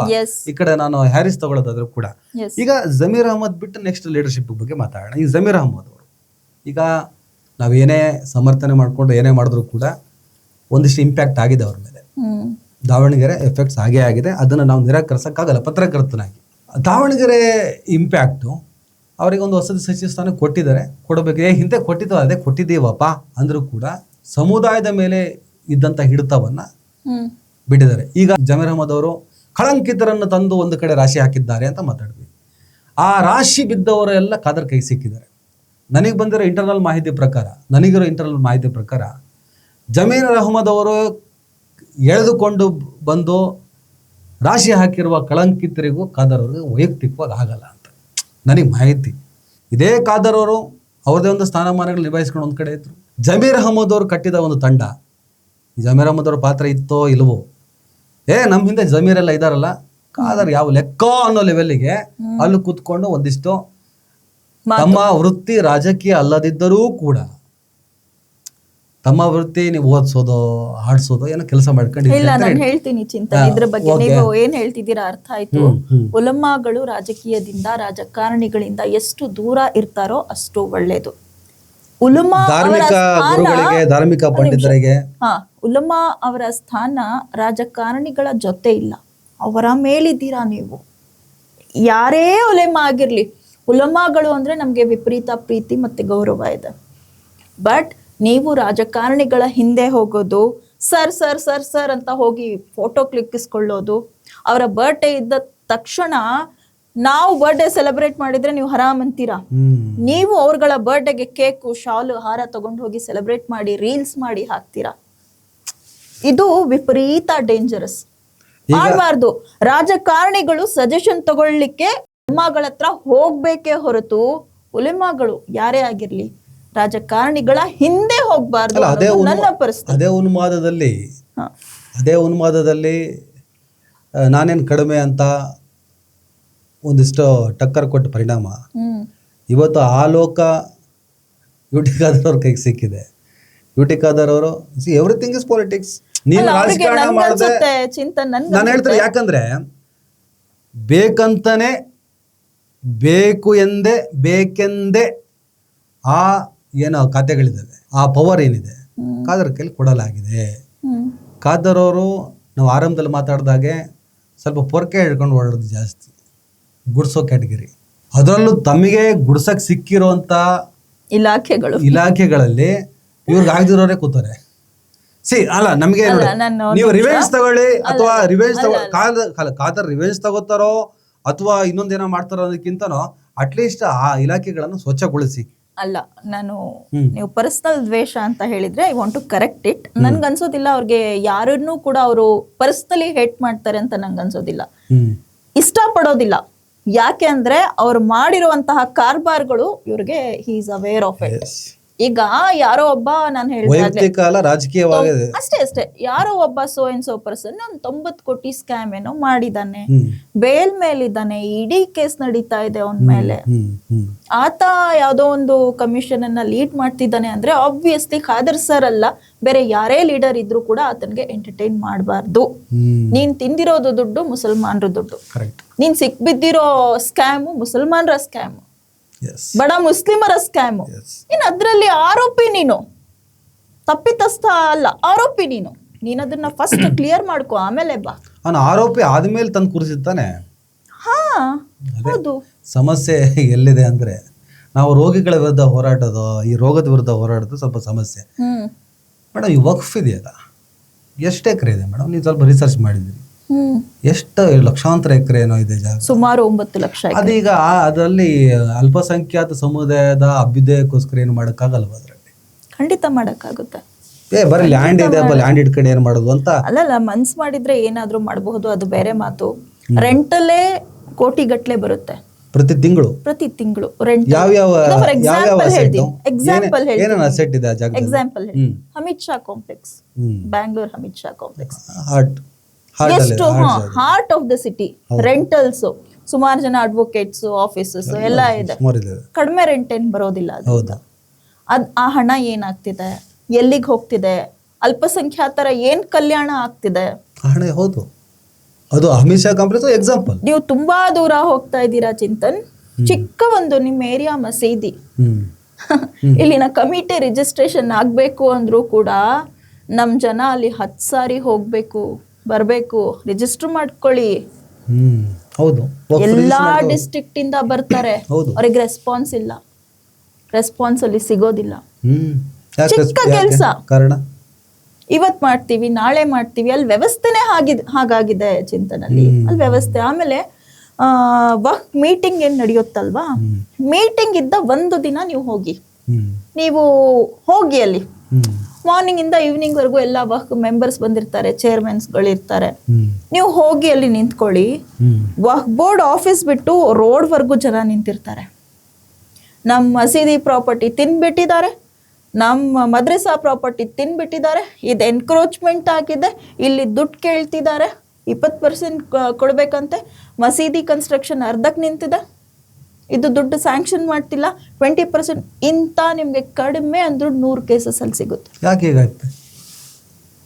ಅದಾಗ್ತಾನೆ ಇದೆ, ವ್ಯವಸ್ಥೆನೆ ಹಾಗೆ ಸರಿಯಾಗಬೇಕಲ್ಲ, ಈಗ ಆಗ್ಲೇಬೇಕು. High time. ನನ್ಗೆ ಎಷ್ಟು ಬೇಜಾರಾಗುತ್ತೆ ಅಂದ್ರೆ, ಈ ವರ್ಕ್ ಮೀಟಿಂಗ್ ಯಾಕಾದ್ರೂ ಹೋಗ್ಬೇಕು ಅಲ್ಲಿ, ಅಷ್ಟು ಬೇಜಾರಾಗುತ್ತೆ. ಆಮೇಲೆ ಬ್ಯಾಂಗ್ಳೂರ್ ಲೋಕಲೈಟ್ಸ್ ಎಲ್ಲ ಅಲ್ಲಿ ಬಂದಿರೋದು, ಯಾದಗಿರಿಯಿಂದ ಬಂದಿರ್ತಾರೆ, ಬಿಜಾಪುರದಿಂದ ಬಂದಿರ್ತಾರೆ, ಕೊಪ್ಪಳದಿಂದ ಬಂದಿರ್ತಾರೆ, ಎಲ್ಲೋ ಒಂದ್ ಕಡೆ ಸ್ಟೇ ಆಗಿರ್ತಾರೆ. ಇದೊಂದು ಮಸೀದಿ ಕೆಲ್ಸ ಇದೆ, ಆಗ್ತಿಲ್ಲ. ಇಲ್ಲಿಗ್ ಬಂದಿದೆ ವ್ಯವಸ್ಥೆ.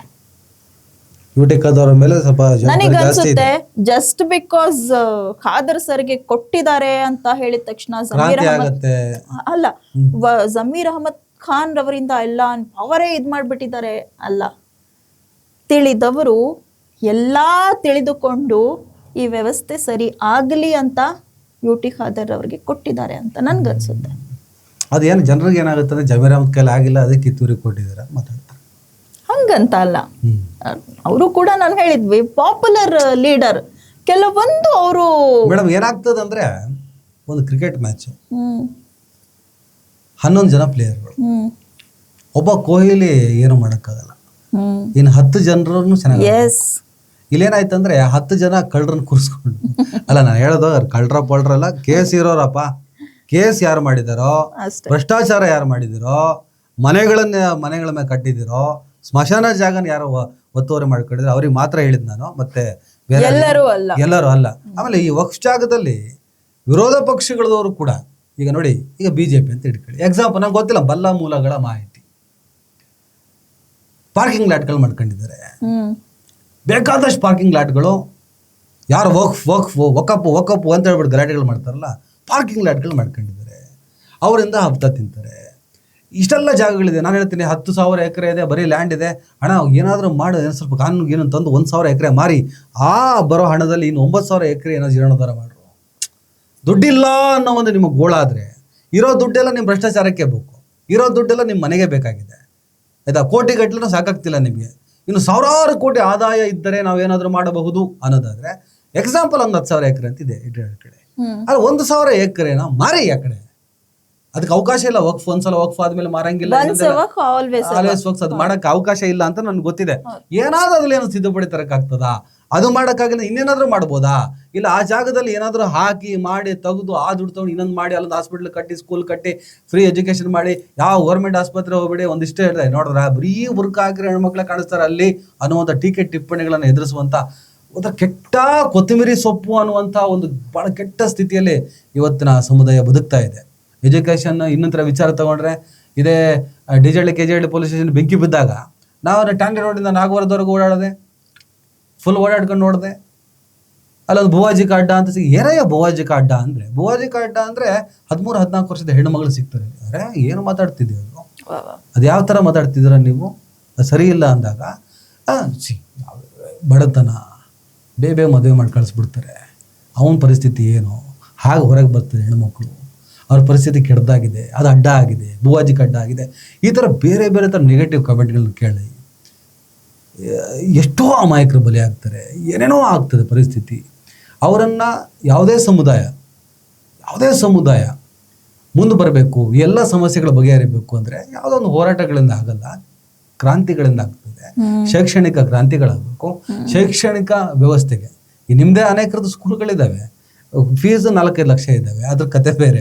ನೀವು ಯಾವ ಒಂದು ಅಲ್ಪಸಂಖ್ಯಾತ ಸಮುದಾಯದ ಮಕ್ಕಳಿಗೆ ಅಟ್ಲೀಸ್ಟ್ ನಿಮ್ಮ ಸ್ಕೂಲಲ್ಲಿ ನೋಡಪ್ಪ ನನ್ನ ಶಾಲೆಯಲ್ಲಿ 100 ಸೀಟ್ ಇದೆ, 10 ಮಕ್ಳಿಗೆ ಫ್ರೀ ಓದಿಸ್ತಿದ್ದೀನಿ ಅಂತ ಹೇಳ್ಬಿಟ್ಟು ಎದತ್ತಟ್ಟು ಹೇಳಿ, ಸಾವಿರಾರು ಕೋಟಿ ಒಡೆಯರಿದ್ದೀರಿ ನೀವು. ಅರ್ಥ ಆಯ್ತಾ? ಮೆಡಿಕಲ್ ಕಾಲೇಜಸ್ ಇದೆ, ಎಷ್ಟಿದಾವೆ? ನೀವೆಲ್ಲ ಏನ್ ಮಾಡಿದ್ರಿ? ಬರೀ ಈಗ 10 ಬೇಡ, ಅಟ್ಲೀಸ್ಟ್ 1 ವರ್ಷಕ್ಕೆ 1 ಫ್ರೀ ಸೀಟ್ ಕೊಡಿ.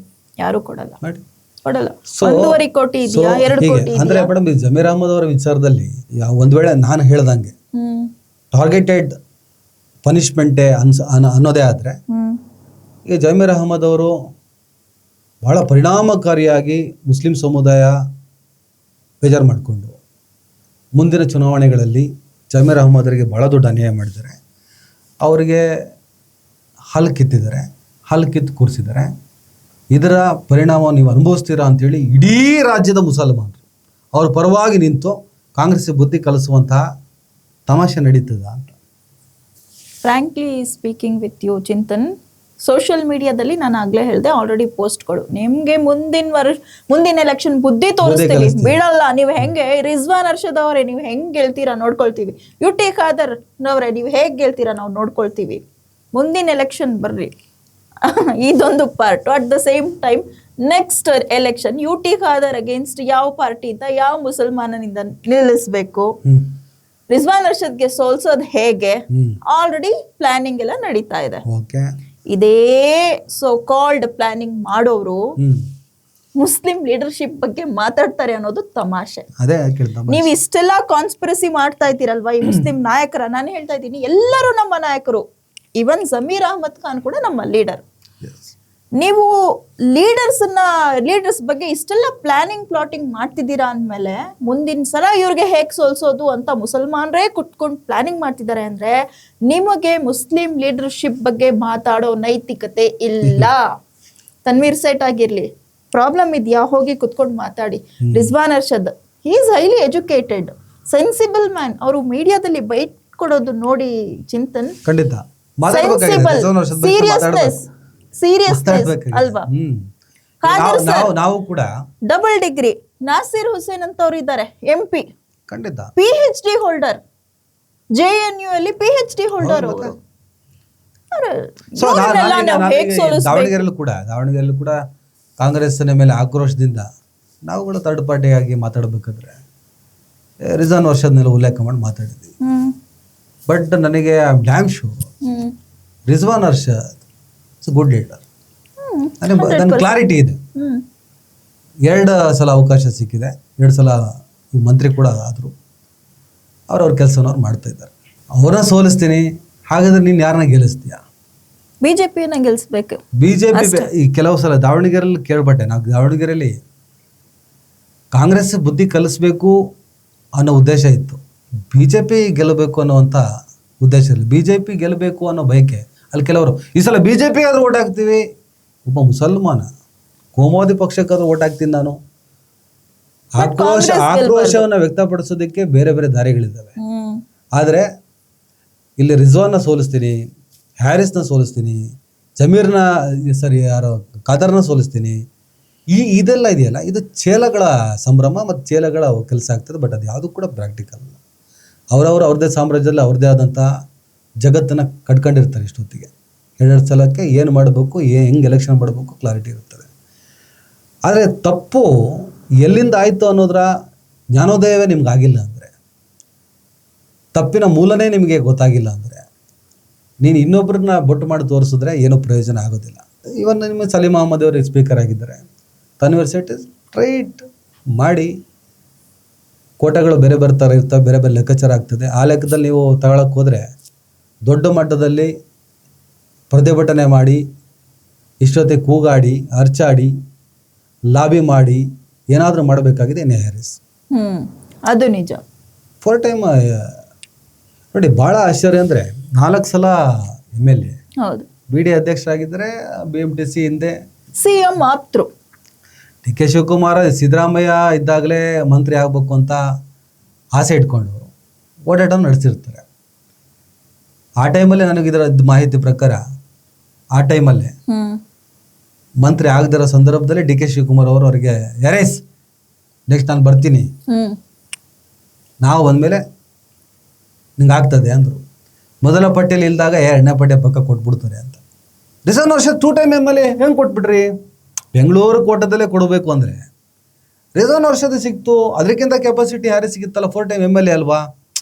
ಉರ್ದುನೋ ಮಲಯಾಳಮೋ ಇದು ಯಾವುದೋ ಒಂದು ಕ್ಯಾಲ್ಕುಲೇಷನ್ ಸ್ಟಾರ್ಟ್ ಆಯ್ತು ಅಲ್ಲಿ.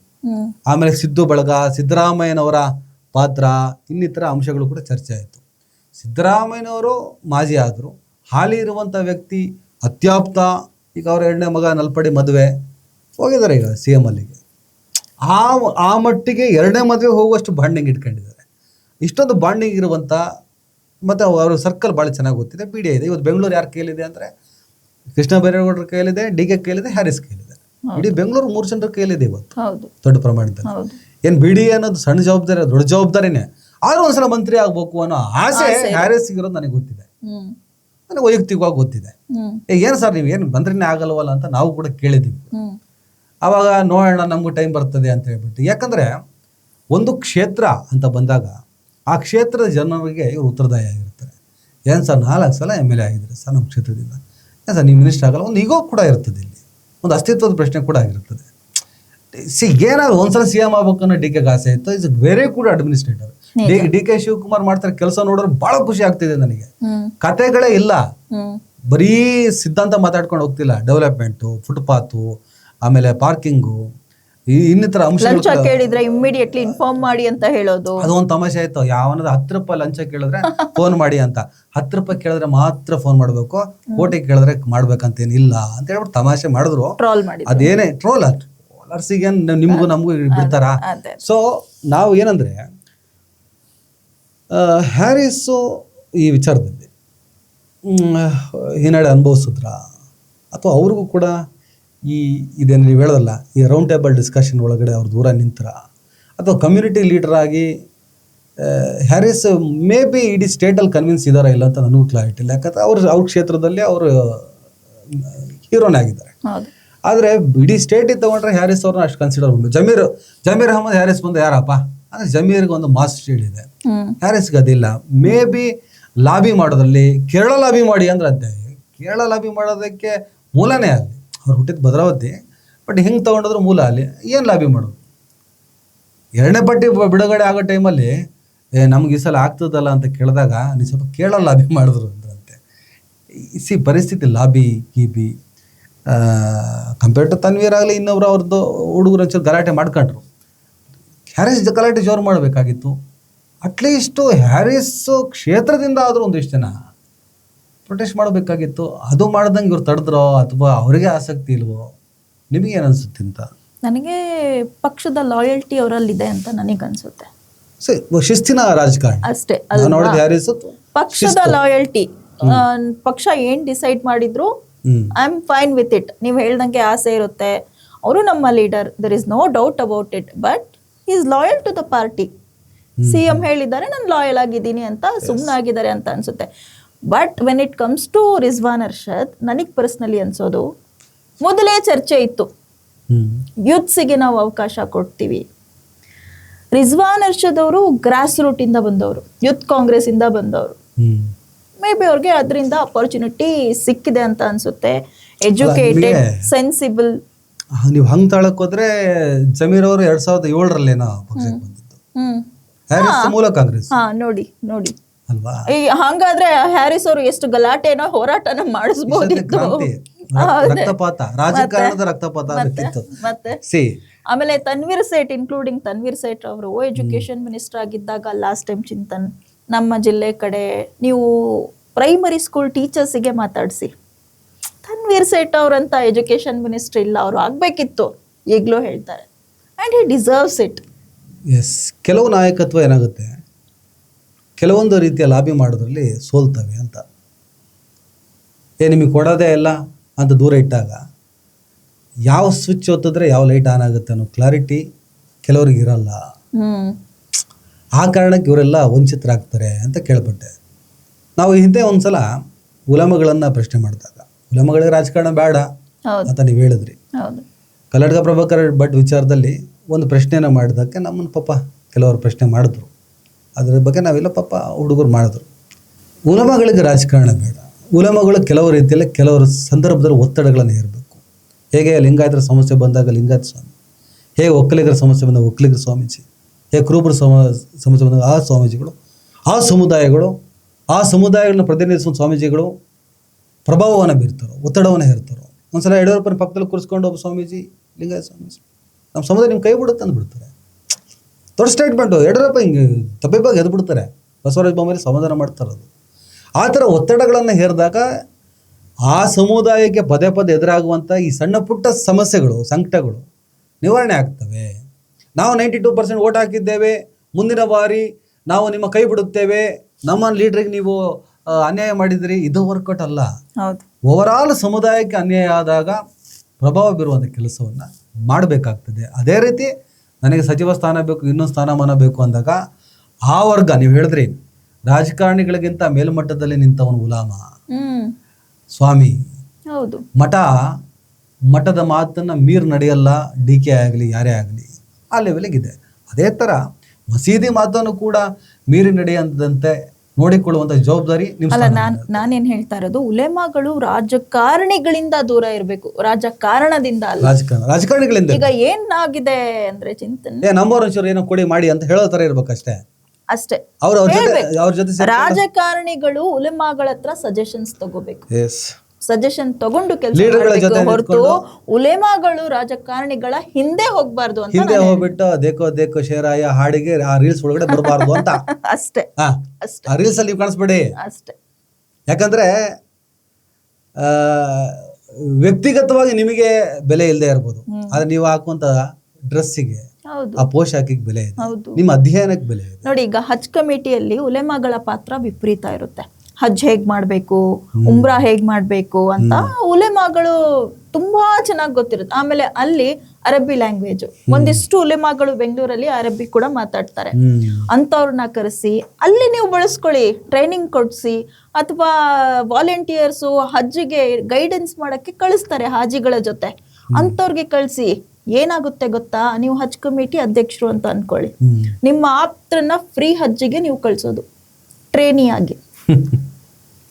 ಆತ ಒಂದ್ಸರಿ ಹಜ್ಜು ಮಾಡಿರಲ್ಲ, ಅವನಿಗೇನು ಗೊತ್ತಿರಲ್ಲ, ಸುಮ್ಮನೆ ಒಂದು ಟ್ರಿಪ್ಪಿಗೆ ಹೋಗ್ಬಿಟ್ಟು ಬಂದ ಕಳಿಸೋದು, ಅದು ನಿಲ್ಬೇಕು.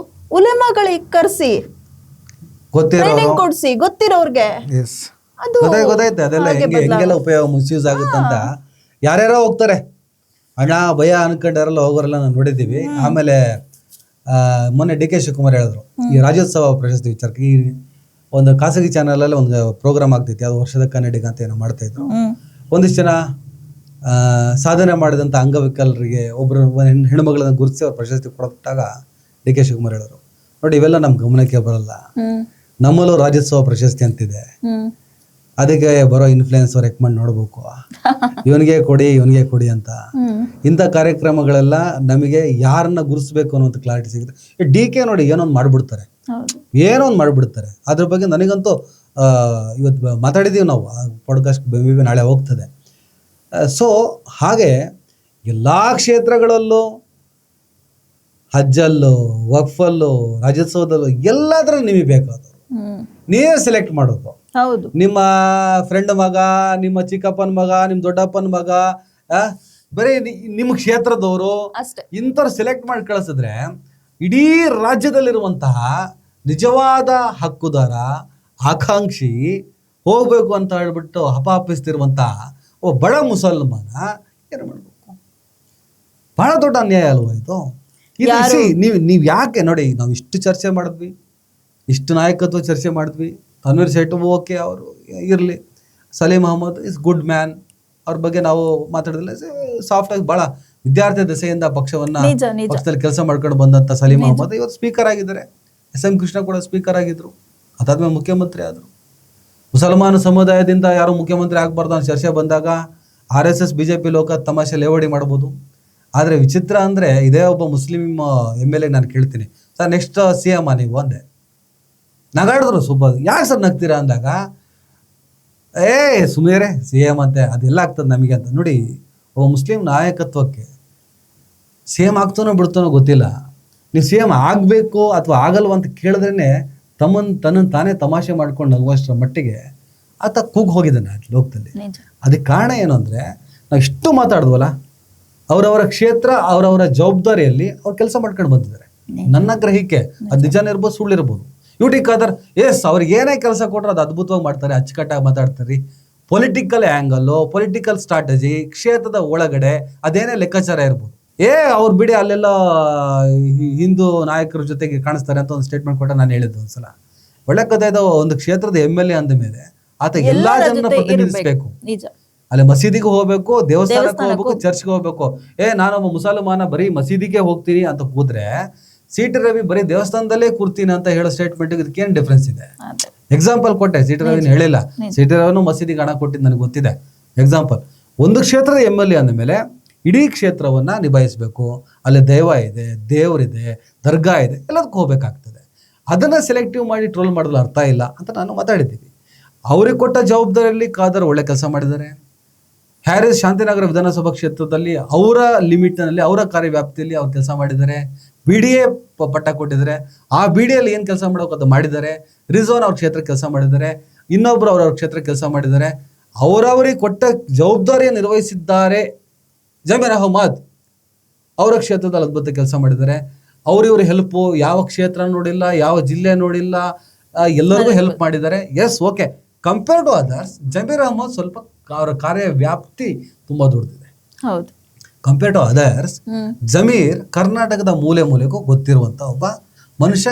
ಅವರ ಸಹಾಯಗಳು ಕೂಡ ಕರ್ನಾಟಕದ ಮೂಲೆ ಮೂಲೆಗೂ ತಲುಪಿದೆ. ಹಾಗಾಗಿ ಅವರನ್ನ ಸ್ವಲ್ಪ ಮಾಸಾಗಿ ನೋಡ್ತಾರೆ. ಬಿಟ್ರೆ ನನಗೆ ಯಾರೂ ಕೂಡ ವೈಯಕ್ತಿಕವಾಗಿ ಮುಸಲ್ಮಾನ ಸಮುದಾಯದ ಪರಿಣಾಮಕಾರಿ ನಾಯಕರು, ಇವರೊಂದು ಸ್ಟೇಟ್ಮೆಂಟ್ ಕೊಟ್ಟರೆ ಇಡೀ ಕರ್ನಾಟಕದ ಮುಸಲ್ಮಾನ ಎದ್ದು ನಿಲ್ತಾನೆ, ಇವರಿಗೆ ಸಣ್ಣ ಗಾಯ ಆದರೂ ಕೂಡ ಇಡೀ ಕರ್ನಾಟಕದ ಮುಸಲ್ಮಾನ ಎದ್ದು ಬರ್ತಾನೆ ಅಂತ ಯಾರೂ ಇಲ್ಲ. ಯಾರೂ ಇಲ್ಲ. ಇಡೀ ಸಮುದಾಯ. ಈಗ ಜಮೀರ್ ಅಹಮದ್ ಅವ್ರಿಗೆ ನಿಜವಾಗ್ಲೂ ಅನ್ಯಾಯ ಆಯ್ತು ಅಂದಾಗ ಎಲ್ಲೋ ಚಾಮರಾಜಪೇಟೆಯ ಸುತ್ತಮುತ್ತಲಿನಲ್ಲಿ ಒಂದಿಷ್ಟು ಸೌಂಡ್ ಆಗ್ತಾ ಇದೆ. ಆದರೆ ಅದು ಇಡೀ ಕರ್ನಾಟಕದ ಸೌಂಡ್ ಆದಾಗ ಮಾತ್ರ ನೋಡ ಮಾಸ್ ಮುಟ್ಟಿದ್ರೆ ಬೆಂಕಿ ಬರ್ತದೆ. ಅದು ಬಂದಾಗ ಮಾತ್ರ ಮುಸ್ಲಿಂ ಸಮುದಾಯ ಪ್ರತಿನಿಧಿಸುವ ಏಕೈಕ ನಾಯಕ, ವಿರೋಧಿ ಪಕ್ಷಗಳು ಕೂಡ ತಲೆ ಕೆಡಿಸ್ಕೋಬೇಕು. ಆ ಮನುಷ್ಯ ಮಾತಾಡ್ದಂದ್ರೆ ಬೆಂಕಿ ಬಿತ್ತು ಅಂತ ಇದಾಗಬೇಕು ಅನ್ನೋದೇ ನನಗನ್ಸುತ್ತೆ ಚಿಂತನ್. ಎಲ್ಲಾ MLAಗಳು 2 ಸೆಕ್ಟರ್ ನಮ್ಮ ಕಮ್ಯುನಿಟಿ ಮುಂದೆ ಬರಬೇಕು, ಅಥವಾ ಇನ್ ಜನರಲ್ ಮಾತಾಡೋಣ. ಒಂದು ಎಜುಕೇಶನ್, ಸೆಕೆಂಡು ಮೆಡಿಕಲ್ ಸೆಕ್ಟರ್. ಎರಡು ಎಜುಕೇಶನ್, ಒಳ್ಳೆ ಸ್ಕೂಲ್ ಕಾಲೇಜಸ್, ಒಳ್ಳೆ ಹೆಲ್ತ್, ಎರಡೂ ಸೆಕ್ಟರ್ಗಳು ಇಂಪ್ರೂವ್ ಆದರೆ, ಕರಪ್ಷನ್ ಫ್ರೀ ಆದರೆ ಅದೊಂದು ರೆವಲ್ಯೂಷನ್ ಅಂತ. ಯಾಕೆಂದ್ರೆ ಮುಸಲ್ಮಾನರು ನೀವು ಹೇಳ್ದಂಗೆ ಪಂಚರ್ ಹಾಕೋರು, ಕೊತ್ತಂಬರಿ ಸೊಪ್ಪು ಅಂತ ಎಲ್ಲ ಟ್ರಾಲ್ ಮಾಡೋ ಇದರಲ್ಲಿ ಮನೆಯಲ್ಲಿ ಇರೋ ಮುಸಲ್ಮಾನರ ಯುತ್ ಓದಬೇಕು, ಶಾಲಾ ಕಾಲೇಜಿಗೆ ಹೋಗ್ಬೇಕು, ಬದಲಾವಣೆ ಆಗ್ತಾ ಇದೆ. ಬಟ್ ಆಗ್ಬೇಕಾಗಿದೆ. ಇನ್ನಷ್ಟು ಪರಿಣಾಮಕಾರಿ ಆಗುತ್ತೆ.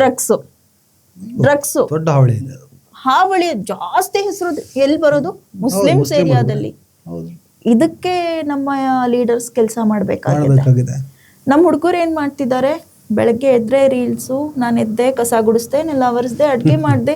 ಅಯ್ಯೋ, ನಿಮ್ಗೆ ಒಂದು ಪ್ರೈವಸಿ ಇಲ್ವಾ? ನಿಮ್ಮ ಕಿಚನ್, ನಿಮ್ಮ ಬೆಡ್ರೂಮ್ಗಳನ್ನ ವಿಡಿಯೋ ಮಾಡಿ ನೀವು ತೋರಿಸ್ತಾ ಇದ್ದೀರಾ. ಹೀಗೆ ನೀವು ಟೈಮ್ ಪಾಸ್ ಮಾಡ್ತೀರಾ. ನೀವು ಕಾಲೇಜ್ ಸ್ಕೂಲ್ಗಳಿಗೆ ಹೋಗೋದಿಲ್ವಾ? ನೀವು ಓದೋದಿಲ್ವಾ?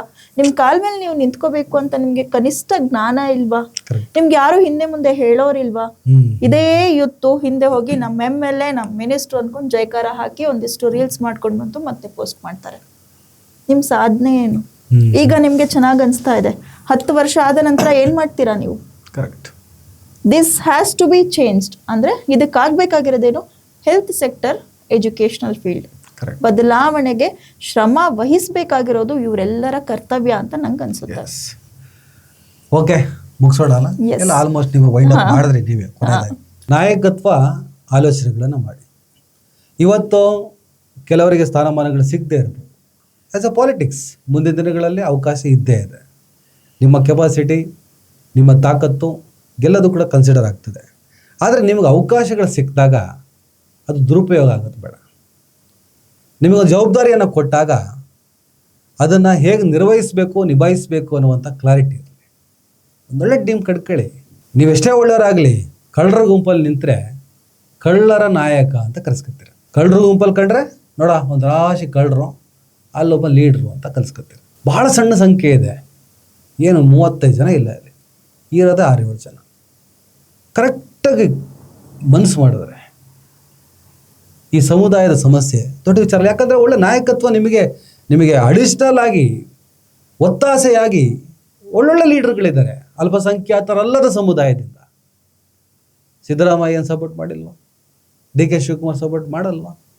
ಬ್ರದರ್ಸ್ ಅಂತ ಜೊತೆಗೆ ನಿಲ್ಲಲ್ವಾ? ಕಾಂಗ್ರೆಸ್ ಅನ್ನೋ ಪಕ್ಷ ಸೈದ್ಧಾಂತಿಕವಾಗಿ ಎಲ್ಲರನ್ನು ಒಂದೇ ಥರ ನೋಡುವಂಥ ಅಲ್ಪಸಂಖ್ಯಾತ ಸಮುದಾಯವನ್ನು ಕೂಡ ಕಡೆಗಣಿಸದೆ ಸಮಪಾಲು ಸಮಬಾಳು ಅಂತ ಹೇಳುವಂಥ ಸಿದ್ಧಾಂತವನ್ನು ಇಟ್ಕೊಂಡಿರುತ್ತೆ ಕಾಂಗ್ರೆಸ್ ಪಕ್ಷ. ಆ ಪಕ್ಷವನ್ನು ಪ್ರತಿನಿಧಿಸುವಂಥ ನೀವುಗಳು ಸಿಕ್ಕಂಥ ಅವಕಾಶವನ್ನು ಚೆನ್ನಾಗಿ ಎನ್ಕ್ಯಾಶ್ ಮಾಡ್ಕೊಳ್ಳಿ. ಕಳ್ಳರ ಕಾಕರನ್ನ ಯಾಕೆ ಕರ್ಕೊಂಬಂದು ರಾಶಿ ಹಾಕತ್ತೀರಿ? ಬಿಟ್ಬಿಡಿ ಅವ್ರನ್ನ ಅಷ್ಟೇ. ಅವ್ರು ಯಾಕೆ ಕರ್ಕತ್ತೀರಿ?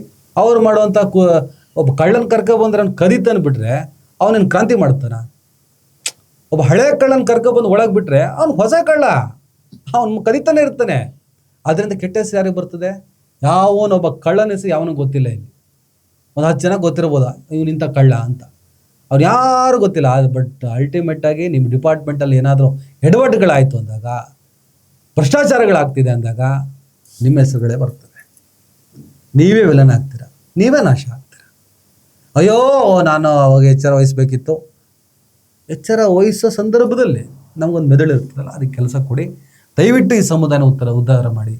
ಇವತ್ತಿನ ಡಿಬೇಟು, ಇವತ್ತಿನ ಚರ್ಚೆ ಈ ವಕ್ಫ್ ಅನ್ನುವಂಥ ಒಂದಿಷ್ಟು ಆಸ್ತಿಗಳು, ಒಂದಿಷ್ಟು ಅಲ್ಪಸಂಖ್ಯಾತ ಕಲ್ಯಾಣ ಇಲಾಖೆಗೆ ಸಂಬಂಧಪಟ್ಟಂಥ ಒಂದಿಷ್ಟು ಕಾರ್ಯ ಯೋಜನೆಗಳು, ಇದನ್ನು ದಯವಿಟ್ಟು ಆ ಸಮುದಾಯನ ಮುಟ್ಟಿಸಿ. ಶೈಕ್ಷಣಿಕವಾಗಿ ನೀವು ಆರ್ಥಿಕವಾಗಿ ಏನು ಕೊಡ್ಬೇಡ್ರಿ, 5,000 ಲಕ್ಷ ಕೊಡ್ಬೇಡ್ರಿ, ಸಾಯ್ಲಿ ಆ ದುಡ್ಡು ಬದಿಗಿಡ್ರಿ.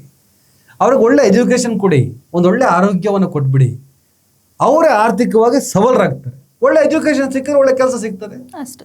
ಒಳ್ಳೆ ಕೆಲಸ ಸಿಕ್ತು ಅಂದರೆ ಆರ್ಥಿಕವಾಗಿ ಅವರೇ ಬಲಿಷ್ಠರಾಗ್ತಾರೆ. ಆ ಕೆಲಸವನ್ನು ಮಾಡಿ ಅನ್ನೋ ಒಂದೇ ಒಂದು ಉದ್ದೇಶದಿಂದ ಒಬ್ಬೊಬ್ಬರೇ ಪರ್ಸನ್ ಬಗ್ಗೆ ಒಂದೊಂದಿಷ್ಟು ಚರ್ಚೆಗಳನ್ನು ಮಾಡಿದ್ದೀವಿ. ನೀವು ಒಳ್ಳೇದು ಮಾಡಿದ್ರೆ ಇಲ್ಲಪ್ಪ ಸೂಪರ್ ಅಂತೀವಿ, ಕೆಟ್ಟದ್ದು ಮಾಡಿದ್ರೆ ಮಾತಾಡ್ತೀವಿ, ಮಿಕ್ಕಿದಕ್ಕೆಲ್ಲ ತಲೆ ಕೆಡಿಸ್ಕೊಳ್ಳಲ್ಲ. ನಮಸ್ಕಾರ.